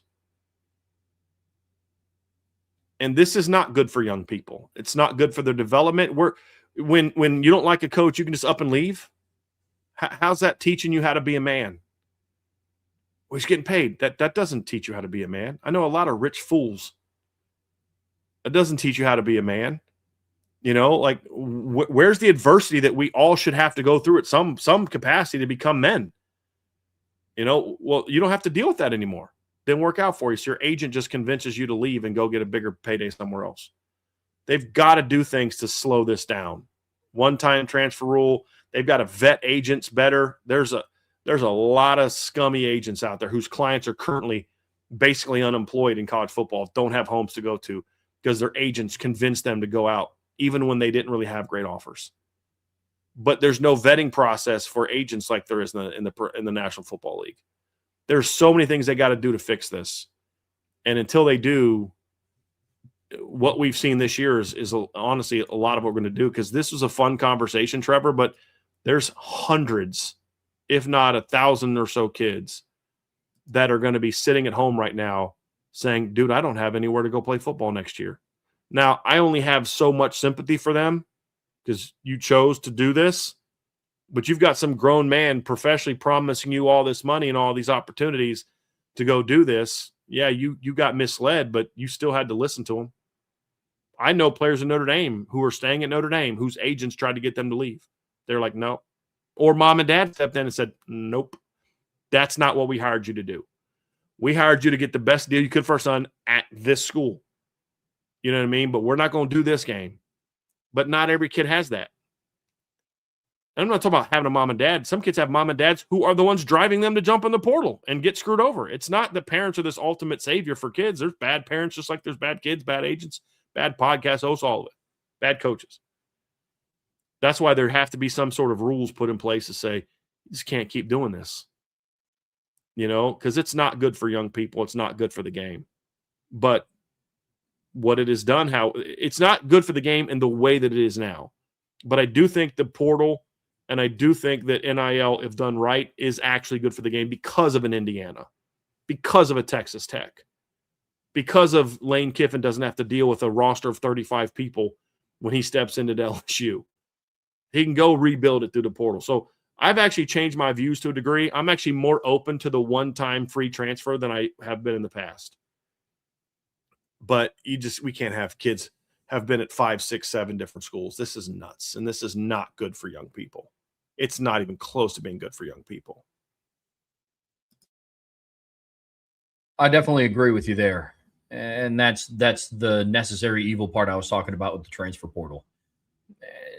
What's so hard about it is you want to have young people set up for success, and you want to make sure that you set them on the right track. But at some point, like, I mean, when we're talking about guys that are going into their, like, who's the kid that's now going to, he's like a quarterback, like TJ Finley, I think, is on his, like. And Jaden Rashad is the same way. Yeah. And it's one of those where, you know, I know we can't have sympathy for every single player out there, but at some point in cases like TJ Finley, it's like, hey, part of becoming a man is having a little bit of self-awareness and knowing, hey, maybe there's a place that I should just go and stay at. Yeah. Whether I play or not. And so it's on a much grander scale with a lot more repercussions. It's kind of like what we talk about with the playoff rankings, is there's no perfect system. But there has to be some sort of change right now, because what I called the Wild West like 2 years ago isn't even the Wild West anymore. Now it's just bad. It's really bad. Yep. It's unfortunate. Yep. So that's kind of where we're at.